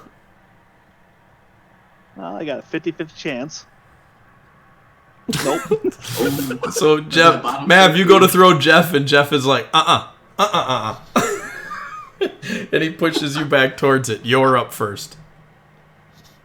The reversal. I love it. All right. Actually, nope, not doing that. Okay. New plan.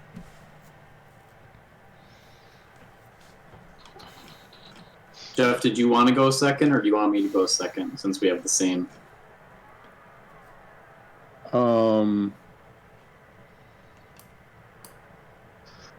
You can go. Okay. Then, Jeff, I'm going to give you a 14 because that should not... Yeah, that will not matter. And you are moving away then? Okay. Yeah, he gets that opportunity. Okay. Let me go ahead and make that.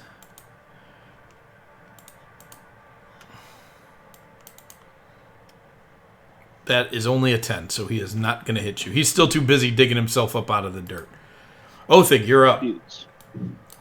I will move up right there. And I'm going to make my 3. Yeah.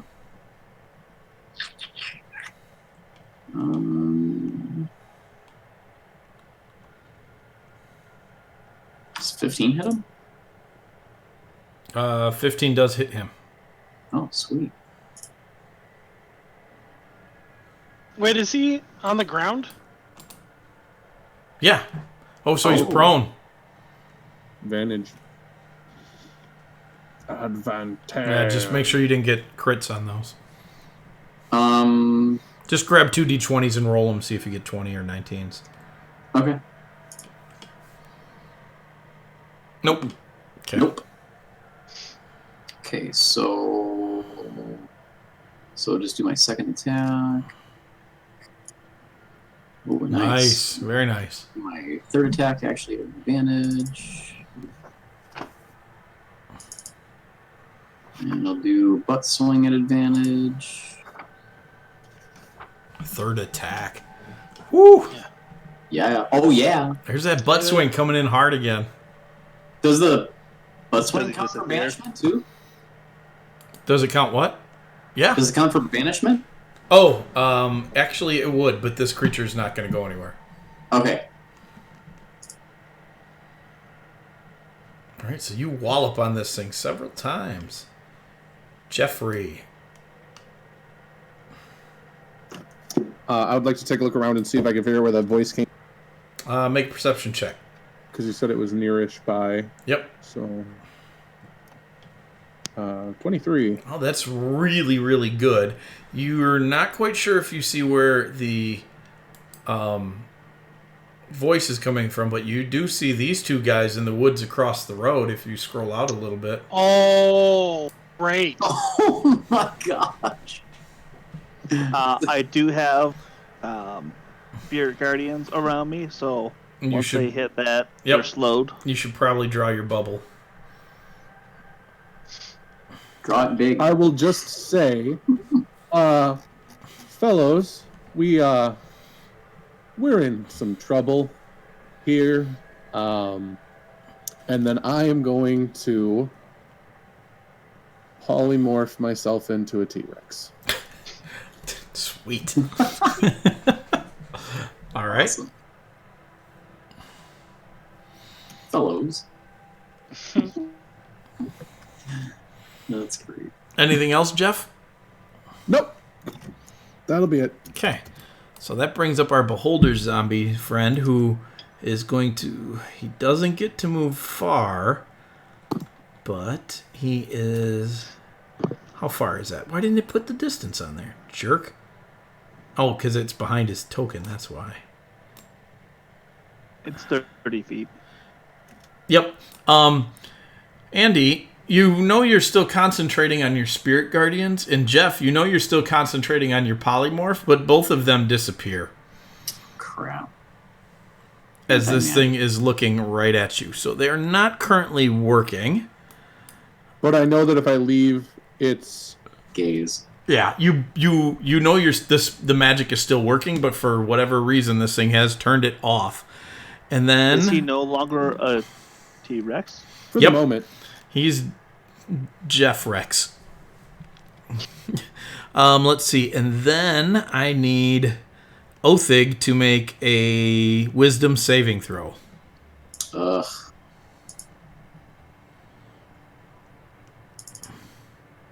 Ooh, nice.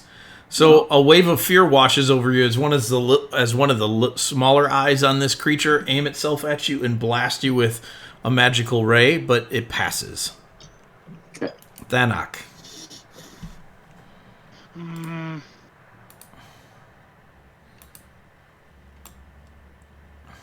So. Okay. There. I'm gonna move right there. I'm gonna move right there. I will attack. You want to push him onto my spear? It's not with that. Do I need to? Yes. Do I need to roll? Make him. You Oh. gotta be kidding me. Jeff. I can't. Is that's not a magical ability, is it? He is, Yeah. no, I'm pretty sure he's beyond. Oh, he is within 30 feet.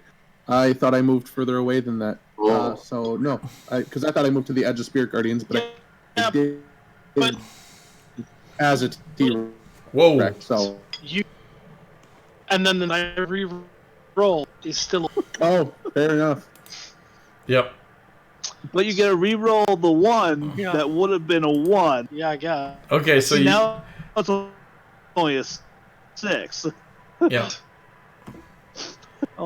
Wow, you guys, now Discord, I don't know if it's my internet on my end or what, but it's super skippy. That's not good. Yeah, No. what's going on? I don't know. Andy's stealing all your bandwidth. No. Are you still on Andy's bandwidth? I'm on my own bandwidth. I just I know, reloaded it. But is It Mike se- on yours? No. I just reloaded it real quick. Seems to be fine. All right. Cool. All right. So that is Ogre Zombie 1's turn now. He is going to stand up. No, wait, it's still my turn. Oh, yeah. You still have 2 more attacks. And a bonus Yeah, action. but what happens with the Nothing. 6? It's 5 or less. 5 or lower. Okay. Oh, crud. I forgot. So I get 2 more attacks. Yeah. You gotta be kidding me. Does a 13 actually hit this guy? Ogres have terrible AC. Oh my gosh, I should be rolling at advantage. Undead ogres have even worse AC. And yes, you yeah. should be rolling at Then advantage. Yeah. you wouldn't have stolen my reaction then. Yep. So you would have hit him with Yeah, I that would've. 6. Because I rolled 2 1s in a row. He would have. He would have rolled double 1s. So but then that been would have able to happened. Oh, but then re-roll. the 6 would have been to Yep. hit, and you would have actually hit then. So the 6. Okay. So my first attack still hit. Yep, and so does your second one. Good grief. My gosh, it's ridiculous. Yeah, they got trash for hit points. AC. Hey, I killed Oh, him. yeah. Yep. I And killed hit him. points, apparently. Yep. Well, you guys did 89 points of damage to it, so Yeah, I mean, Othig put the hurt on it. yeah. Okay, then I am going to see. Hold on. I moved.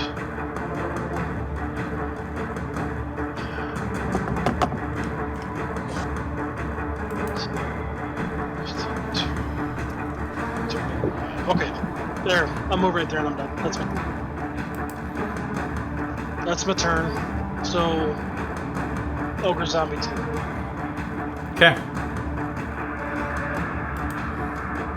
So you have to stand up too. Yep, he stands up. Because they were not going to mess with you, but you dug them up. And he comes running into the Spirit Guardians and stops. So, Spirit Guardians are up close to the. oh, that's right. Then He still he'll, used half his movement to get up, so I don't know how much he has left. yeah, he gets there. And then, Mav, it's not your turn yet, even though you were selected. So I need everybody to... Mav, you hear a spell being cast, but you can't do anything about it. However, you can identify the spell being cast. I can do something about it, though. Oh, you can. I mean, because I'm within 60 feet of him. Well, yeah, actually, you watch somebody come out of invisibility, and you are within 10 feet. Oh yeah. Cool. Look at that. What are you going to do Guys, about this spell? I'm gonna counterspell it. All right, make a roll, please. It's I think It's an just intelligence roll. right? Yep. Not enough. Gosh. So the Jeez. spell goes off, So and irritating. then I need... I don't need Mav or Jeff to make this saving throw, actually. Just Othig and Thanok, because... Yeah, you're right. Never mind. Magic can't affect Jeff and Mav at the moment. What are we rolling? Constitution, please. Who's rolling? Me and... Yep.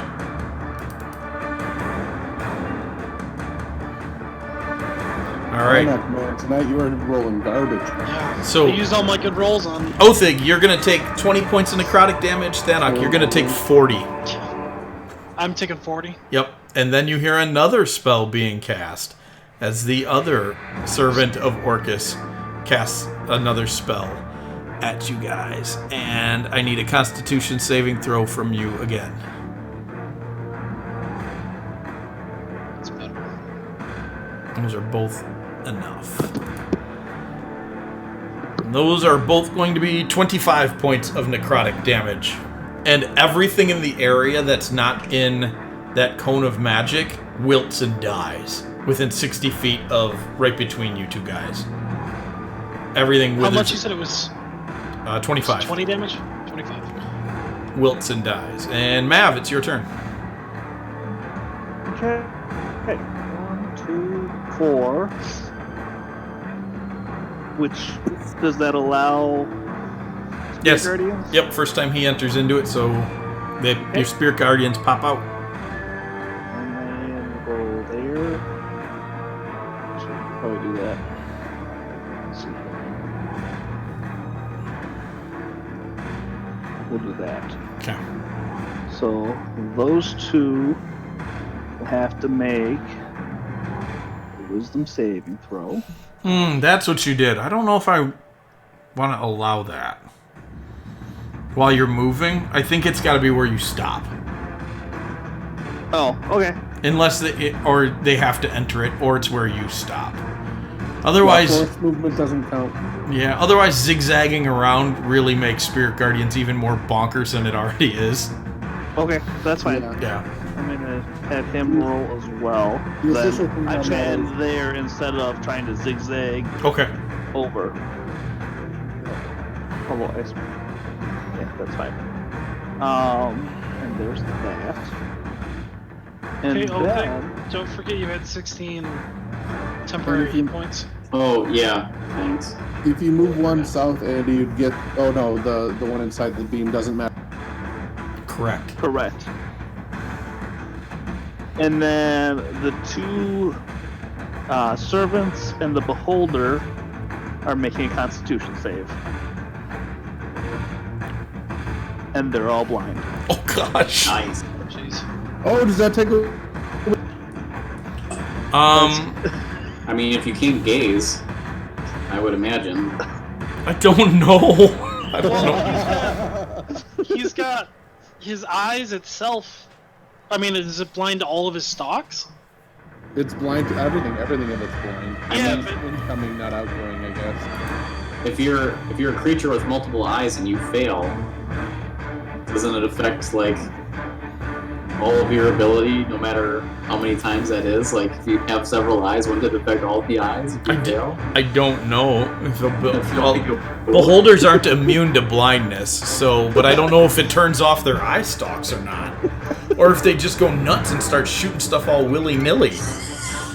Well, that all has to do with the wording of it, if it's a target you can see or not. Oh, that's true. Yeah. Let's see.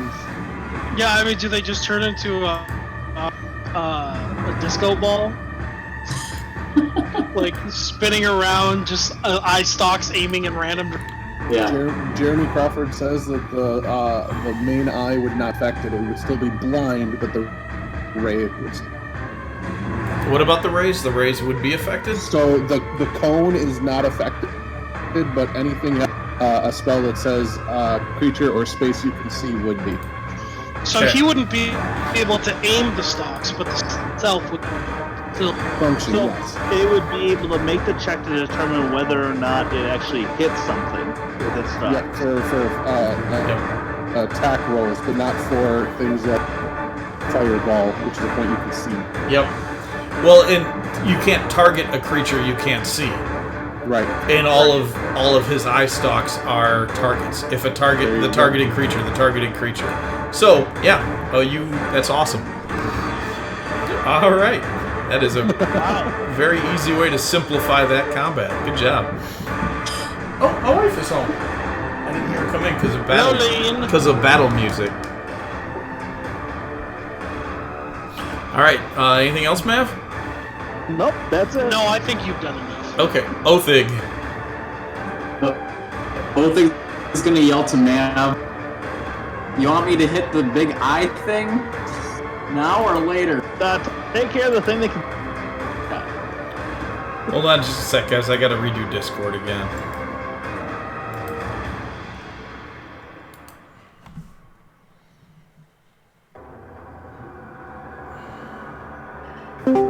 All right, let's try this again. Go for it, just Othig. Stay out of the. No, I'll take you go to the zombie. Okay. Yeah. Yeah, just walk around the cone.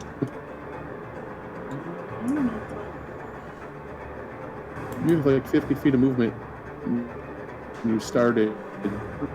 Man, I can just make that. There you go. Is that a square? Yeah, that's a square. He's not a square. Correct. As with most things. Shut up. Okay. Ouch. Shut up. That was the best spot. I'm only getting seriously like every other syllable in word. I don't know what the heck's going on with my business tonight. It's irritating. Well, hold on. With that one, I used it on you you can only do that. once per turn. What's a new turn? It's my reaction. I haven't gone yet. Oh, you haven't had your Oh, reaction. yeah. Yeah. There you go. Okay.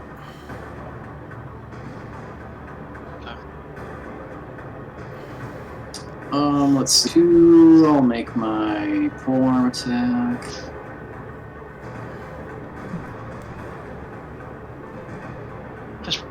We've been all rolling really low. True. All right, Jeffrey, you're up. So I'll move 10 feet to get out of this. Become a T-Rex again. T-Rex again. And then I'll move and I can get over here. I'll need a movement to get heat. And I will attack the Servant of Orcus with my bite, and then I'll attack the Beholder with my...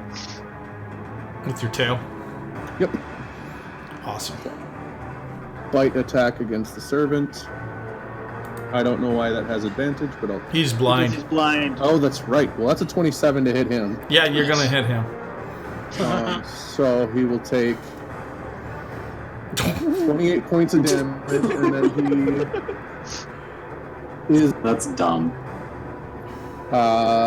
Till the grapple ends, the target is also restrained, but I cannot bite another target. So he gets So his legs are hanging out your mouth. He's in your mouth, Yep. yeah.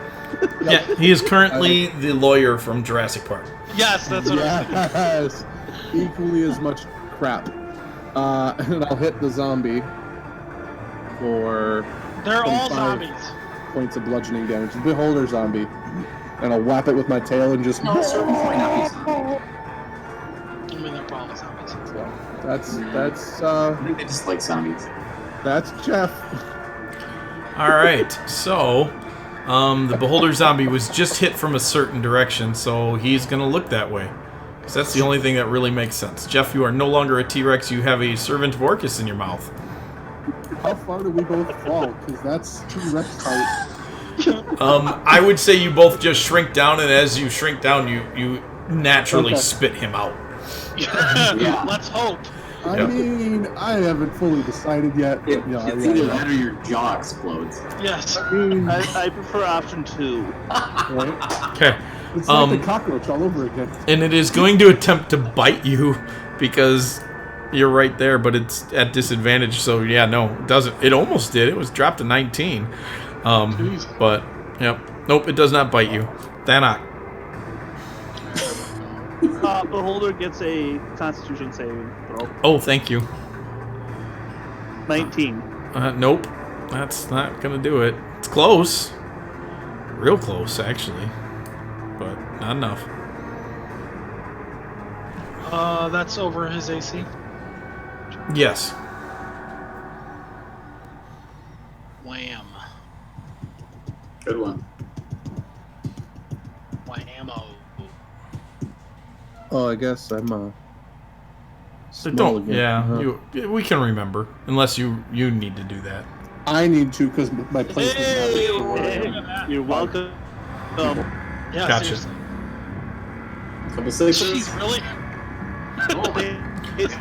That's an odd collection of numbers. Huh. Still on the low end of 50%. I know. Yeah. Sorry, dude. And then,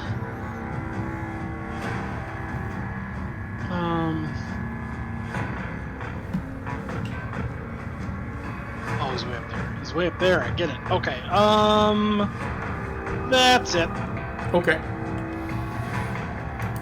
Zombie 2. Gotta take his large attack swing at Othig, and it's gonna miss.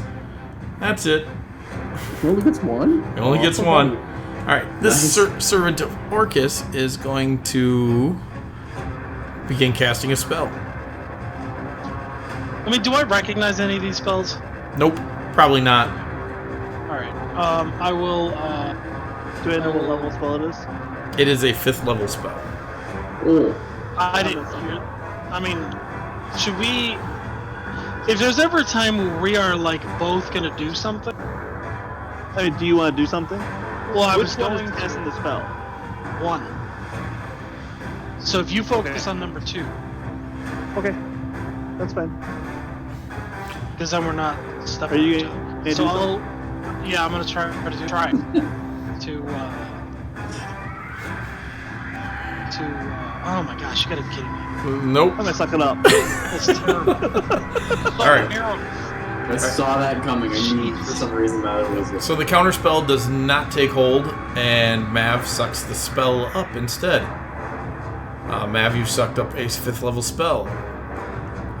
This servant of Orcus is going to start casting a spell. I would say you recognize it immediately because it is the same spell. This is probably the peace out spell. Could have been. I think it is. That nobody. I got nothing. Okay, just want to make sure nobody can do anything about that. I can't do it. Unless it's an AOE. Nope. And so he casts a spell. Let me get a direction. He has a general idea where you're at because you just did something. Okay. So, Mav, I'm going to need you to make a Constitution saving throw.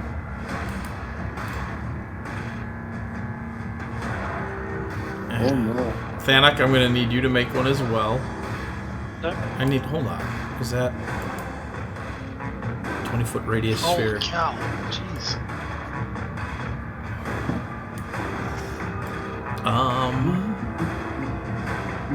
As this giant cloud of greenish yellow gas Does appears. this friend need to make a Constitution saving throw? He is. I knew that he needs to make one as well Yeah. because he targeted a little too close. Because he can't see. Nope, nobody can. And now nobody in that area can see. The cloud is completely obscured your vision. Wait, is it blindness or is it darkness? It is heavily obscured as this cloud rolls out from the sky. Oh, and, it is a cloud. Oh, it's a cloud. let's see. And I do believe this is poison. Oh my god. Poison damage. So you guys have advantage on your saving throws. 18 for me. Yep. Yeah, that's not helping Mav. Even with 3 rolls, it's not helping Mav.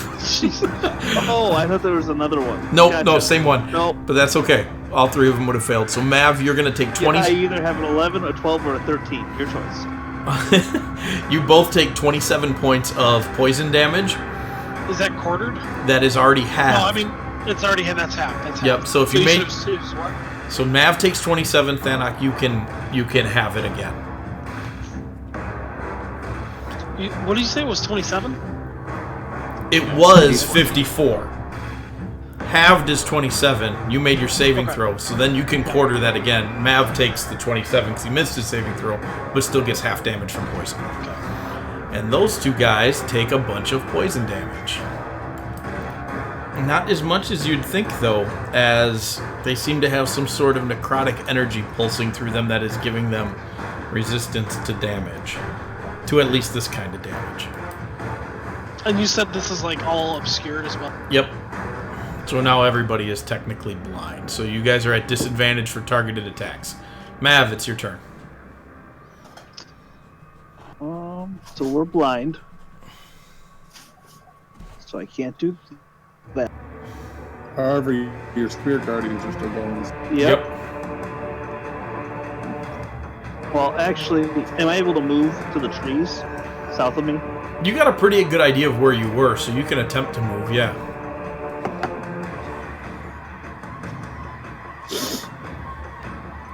Alright, please make a dexterity saving throw as you run into the woods. It is...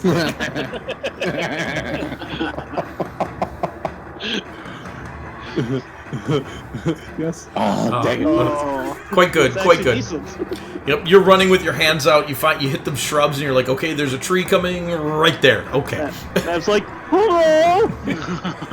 Okay, so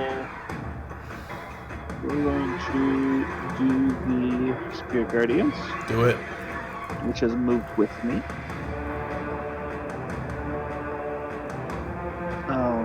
I'm not going to target myself. Good call.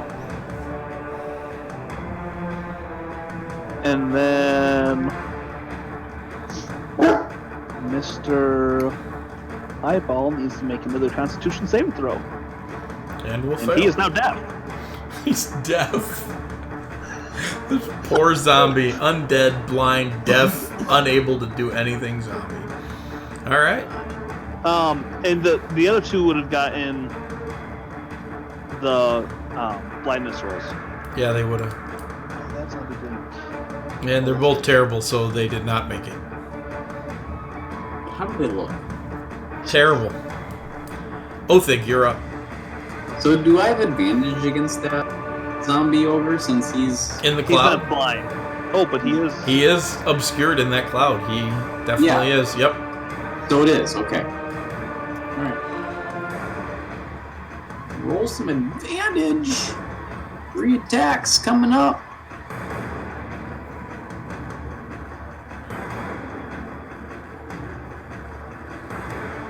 Whew. So you hit him, wail on him a couple of times. Hit him some more. Oh, here it is. There's a nat Yeah, 20. it is. Well, not a great crit, but a crit all the same. Crit thing. Full arm. And there's another crit. And that one will put it on the ground. And then I will try to avoid all of this math. Where am I gonna go? I'm gonna start to sneak up behind the holder zombie. Well, actually, I don't want him to turn and look at me, so I'm gonna. Where was He I? can't hear you, and he can't Oh, see true. you. Yeah, but he knows where you probably went. How? He's blind and deaf. And he's floating, so he probably doesn't even know which way is up down. No chances. No chances. All right. Jeffrey, you're up. All right, so hear me out. All right. I want to move over here, Rex, again. I'd like to Okay. use the beholder like a flashlight and point it. I would like to grapple him at the servant's orifice. Oh, okay. Well, make an attack roll That's excellent. because you're a T-Rex Put again yourself in now. a square while you're at it. Yeah, it doesn't matter a whole lot. So that's a 20. Yep. So you grab him, roll your damage. Gosh. Flashlight. Oh. And Okay. then, yeah, I would like to point him at the servant of Orcus while grappling him. Oh, sure. That's so funny. Is that guy's spell concentration? I'm pretty sure it is. Yay. I'm helping. Yep, it is so concentration. This is absurd. So, Jeff points the beholder at him, and the sphere goes whoop, down, and you hear the servant of Marcus go, "Oh good, oh good." Now he could have dropped concentration if he wanted to. He did not. But he's still blind anyway, so it's not. He doesn't even know it's gone. Just doesn't hurt to breathe anymore. He's not blind anymore, though, is he? No, he's still blind from Andy's spell. No, Yeah, because he's in the spell. Oh no, that's right. gotta- He is. He is no longer blind. You are correct. I get a tail swipe in here too, if I can figure out how to like position myself to be standing and like pointing and tail swiping, or is that too much? If it's not concentration based, does it just remove it? Yes, it would. No, because you're the one concentrating on the spell. No, I'm not. Oh, that's right. It happened. Yeah, then it would probably just be removed. Oops. Oh, that's fine. Oops. So, All in all, it's still pretty fun. How much movement do you got left as a T-Rex? I have a total of 20. 20? Yeah. And your tail has a 10-foot reach, Looks like it, yeah. and you can move through friendly spaces because you're a huge creature, so you don't have to worry about the disadvantage or the losing. Mm-hmm. Yeah, you could totally get right there. Whap. He comes to being able to see again, and then And all he suddenly just sees gets- is this T-Rex Womp. come charging towards him and this tail snapping out, Oh, and poor buddy. Bap. boink! Got it up. So he goes like flying off into the woods. What's the range on this cone? Because I'll totally swing that thing around and point it at the other one. No, because then you'll hit me, so don't do that. I only see the upsides here. So I believe you could position that so that you could hit him and not them. there you go. Got it. Yeah, but I think when I swing my hammer, but the hammer will stop being magic. Ah, you think too much. Let's go. That's my job. Okay. I'm the finger. So here's the deal. Yeah, I'm gonna hold guess it that the back. beholder does not need to easily see you at this point to target you with its eyeballs. I don't know. Hold that. Did you just target that guy with your anti-magic? Maybe. Blindness is removed from him too. I have an intelligence of 2 as a T-Rex. I can only do so much. All right, that's true. You do, you do. Jeffrey, please make a dexterity saving throw as your mouth starts to burn. Let's save it. Oh. Okay, that'll make it. 22. So you will only take the 41 of the 82 disintegration ray damage. Oh my god. What type of damage is... Force. And then it's Thanok's turn. Okay. And you all hear as the T-Rex has this ball in its mouth, you hear squeaky dog toy noises as he's crushing it.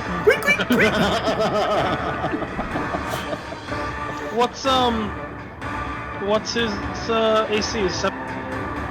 His AC is 12. He will throw up a shield. So, yeah. And he Oh, can't. he will put up a Nope, he can't. He's in the ray. So Oh yeah. doink. So he bleeds. He bleeds. He's gonna bleed. Oh, he's gonna bleed a lot. Whoa. That was a lot of damage. So Was. he is dead. And then. This thing is 25 feet in the air. You're not hitting it. Oh, he is? I'm real tall, unfortunately. Well. You could throw things at it. I do, yeah, I have hand axes, but I don't have them in my thing because they take up too much space. In your yeah. So it's In a, my it's a weapons. dexterity attack. No, to throw it is. Is it strength? I suppose it's a thrown weapon. It can be either or. Yeah, thrown weapons are strength. Yeah. But it's only like a D.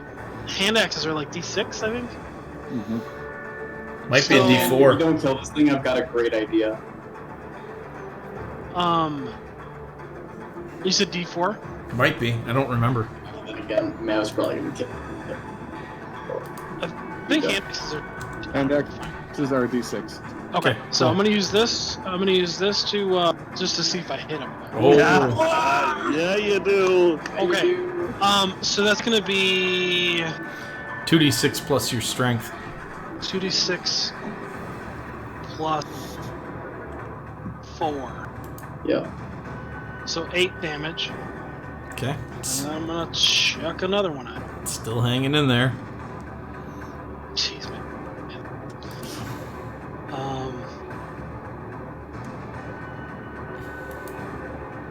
Another 7. And it's still hanging in there. And it's Mav's turn. Mav's gonna poke it with a stick. The 12 hit. Hold on. Nope, it does not. Yay! Bounces off one of it. It's blind though, Mav. You get advantage. Oh! And restrained. Technically. Ah! Oh! Oh, What? oh, because I targeted him. Yep. I was just supposed to roll it. Okay, well, let's see which one it went for. Definitely the 9.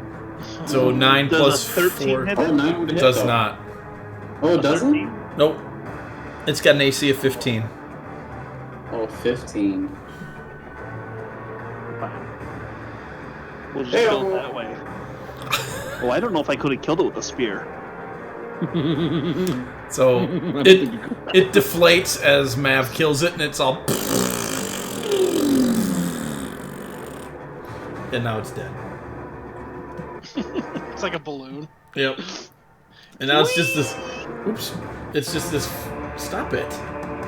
It's just this flat husk of, like, rotting undead beholder flesh. Yeah. All right. What do you guys want to do? Yeah. Loot the Did we body. recognize those mages as servants of Orca? Well, we had heard, correct, about. Yep. Some cultist activity, that's why I was They were asking. one of the 5 cults we had heard about. Yep. Yeah. And Mav, I think it were 6 cults actually. Yeah, might have been. Mav Might have definitely would recognize the symbolism on them of Orcus, the demon prince of undead. Oh, sorry, did I say Orca? Yeah. That's how they were spelled. They were spelled orcas. Orca. Were they? As in, like, the killer. Yeah. They were. Yeah. That's really funny. We were laughing about it while you were Yeah. offline. Well, you were. Well, you were not. Oh, gosh. Okay. Get out. Fair enough.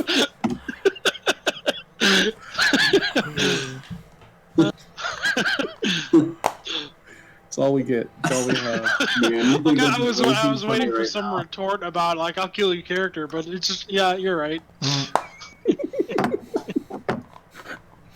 Yep. All right. I wish I could see you guys so I could scowl at you. I mean, I can scowl at you.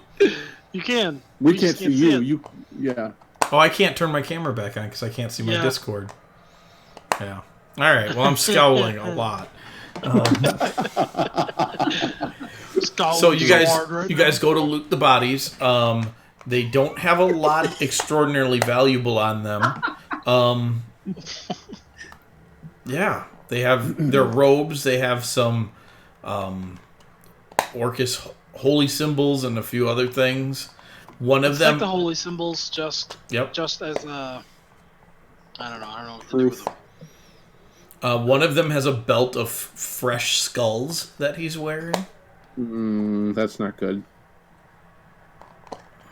What do I know? I have a 2 intelligence. Should we? I don't know. Maybe we should burn some of them.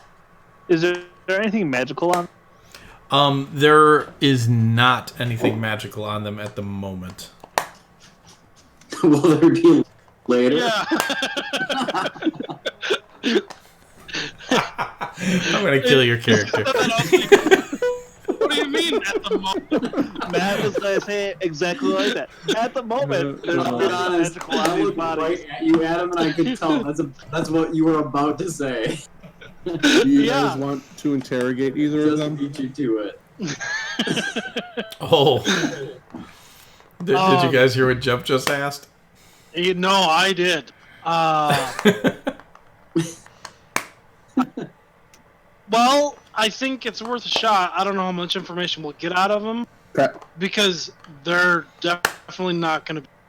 Yeah, but it does seem like that they'd probably be responsible for maybe some, especially if it's like crushed skulls and there's stuff dug up. They're probably responsible. So I'll set up the body like I have in the past. I'll set it up as an honorary, a dignitary, and I'll put my cloak on it, and we'll cast Speak with Dead. And the very first thing I'm going to do is have Mavamine pretend to be consecrating the body. Oh. As if to signify that we are trying to make sure that its soul will go somewhere nice. That actually will not work on a Speak with Dead because it is operating more off of an echo of memory than it is the actual spirit. You're not calling forth the spirit. You're calling forth... Yeah, it is unintimidatable. It's unpersuadable either. It will answer the way it wants to answer, and that's it. Okay. Well, there you go. We got 5 questions. You sure? I got pretty good at my religion check. Like, Matt was down for this consecration. In fact, Matt is consecrating this body. Okay. Ask him this. Ask him how many he's killed along the road since they started. Sure. Okay. I mean, I don't know. And ask him just like that. We have to ask questions that we know. We do? No, not that we know, but I mean, he's going to lie to us. He is under no compulsion to tell the truth. He can lie, he can refuse to answer. So asking a simple question like, how many did you kill? Isn't going to give us any kind of answer that we can use. He could say 1,000,000. He could say 0. Then, I mean, there's almost no point in doing this then because. I don't know if there is much of a point unless there. I don't know how much information. I'm erring on the side of like, since he can choose how to answer, like, just benefit of the doubt that they did this and like provoke him to like, from the accusatory sense, like, why wouldn't he take credit for it? I could also make myself look like an ally, and we could beguile it into thinking that I am a member of this cult and ask for an update as if we stumbled across the body and wanted to know who killed him. Because I know we can't persuade it and we can't intimidate it, but I beguile myself. Yeah, it works off of its own perceptions. If I look like a member of the cult. All right. Yeah, no, that's not a bad idea. I think if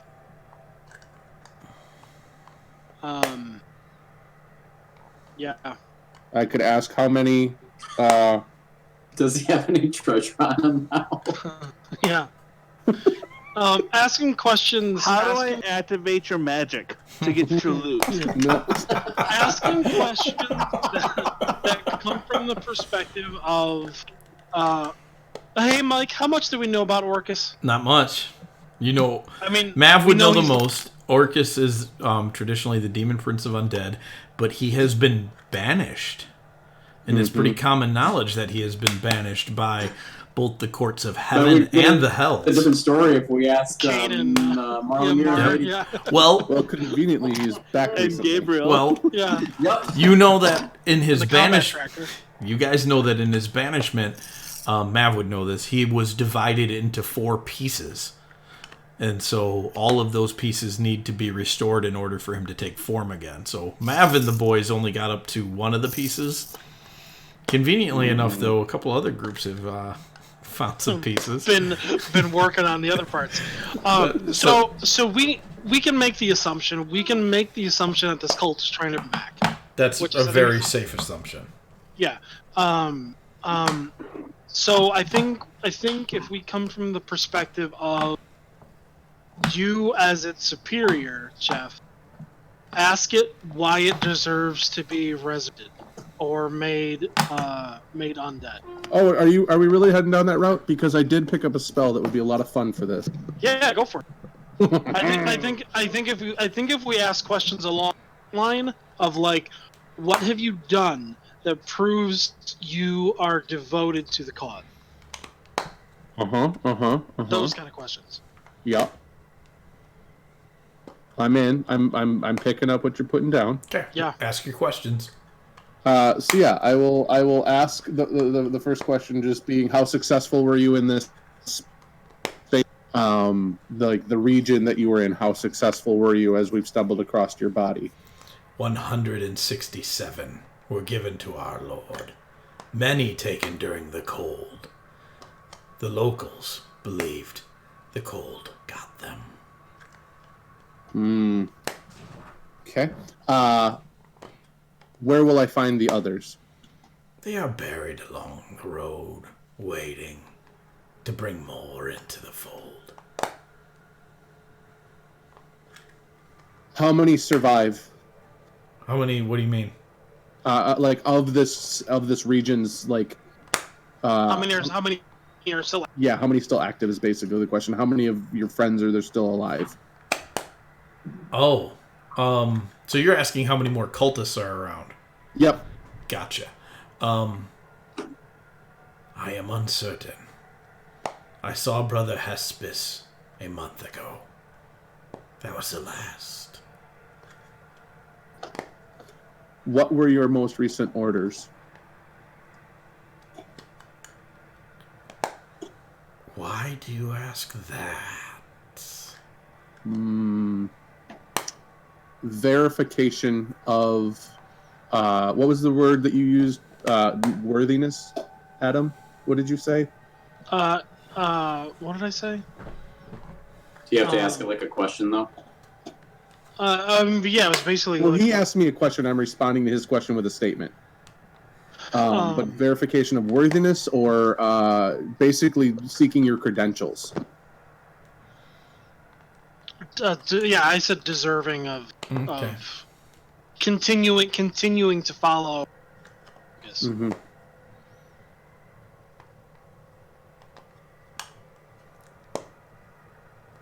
I don't quite know how to answer that.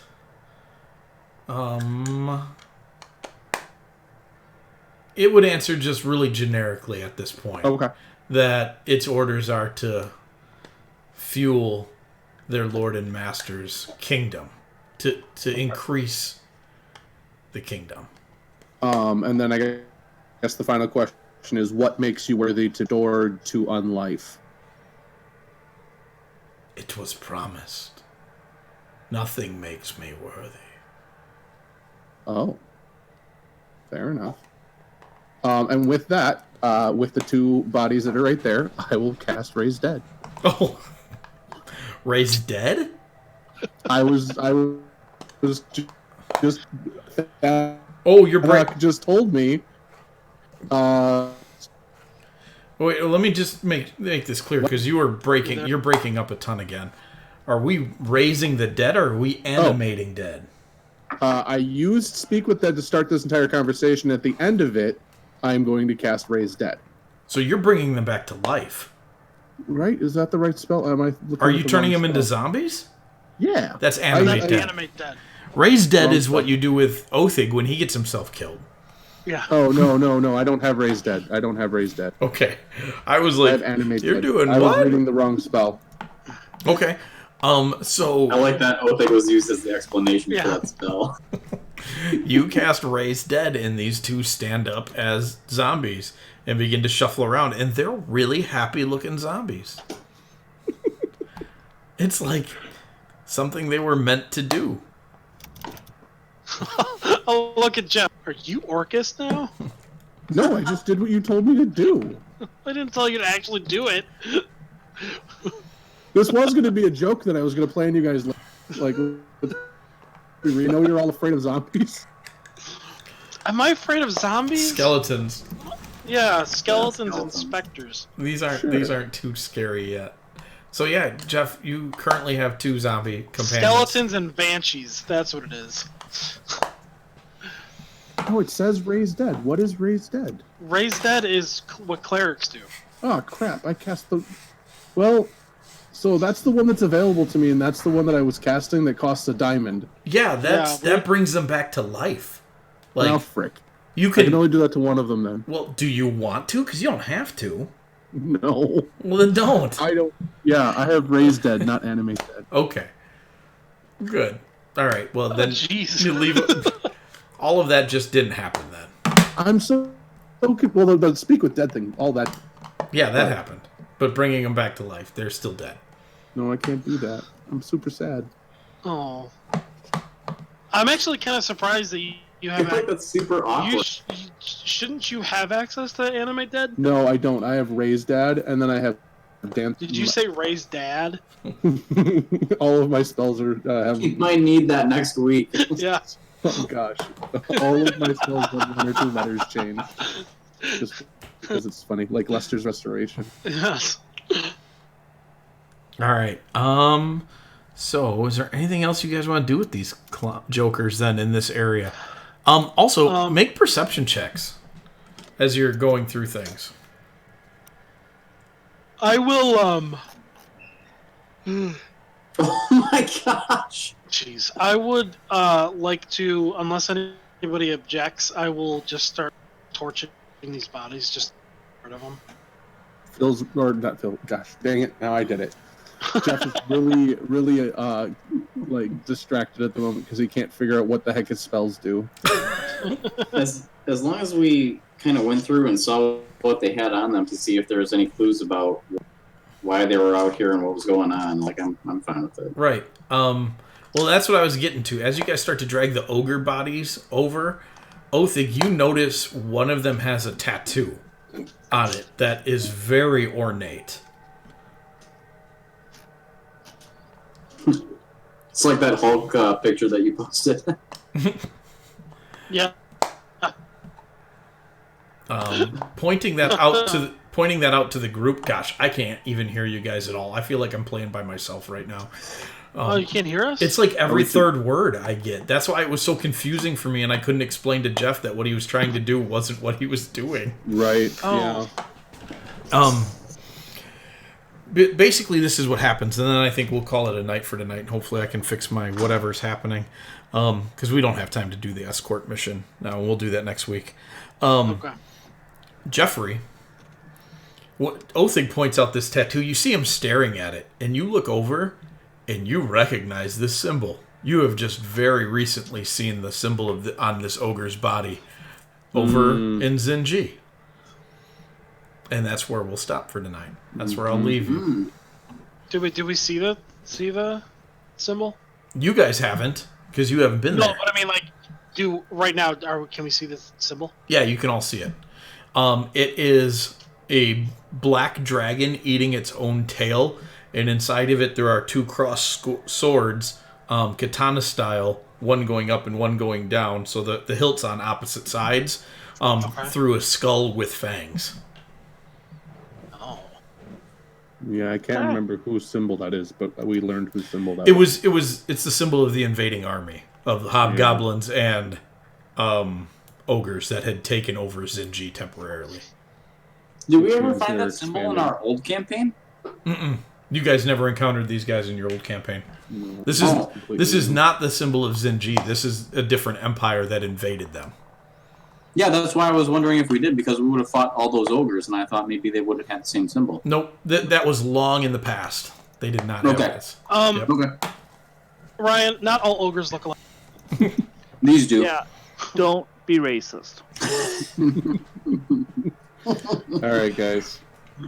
Yep. All right. Nighty-night. Have a good night, everybody. So, hey, Mike, I have a question. Does this mean, like, are we done, or you said we would just keep finish up the rest of this part next week? Yeah, we'll do the escort quest next week. I can build on it and make it a good, like, full adventure instead of a half adventure. Okay, cool. Yeah, so don't worry about that. We'll take care of that next week. Did you expect us to go through this faster than we did? We didn't start. We were still doing all the guild stuff up until 7 o'clock. Well, 8 o'clock. I think it's still a valid question. Yeah, I had intended to fart around with guild stuff and get us all caught up on that till about 8, and I thought each of these mini adventures, doing them the way that I built them for tonight, would take about 45 minutes. It just took longer than I expected, and I had technical issues and sound problems that ate up like 15 minutes. So yeah. But no, I think because I do think next week's quest would be more fun as a full adventure than a shortened one. So it'll be fine doing it that way. Cool. All right. Right on. See you guys All soon. right. Adios. All right, later, guys. Bye, guys.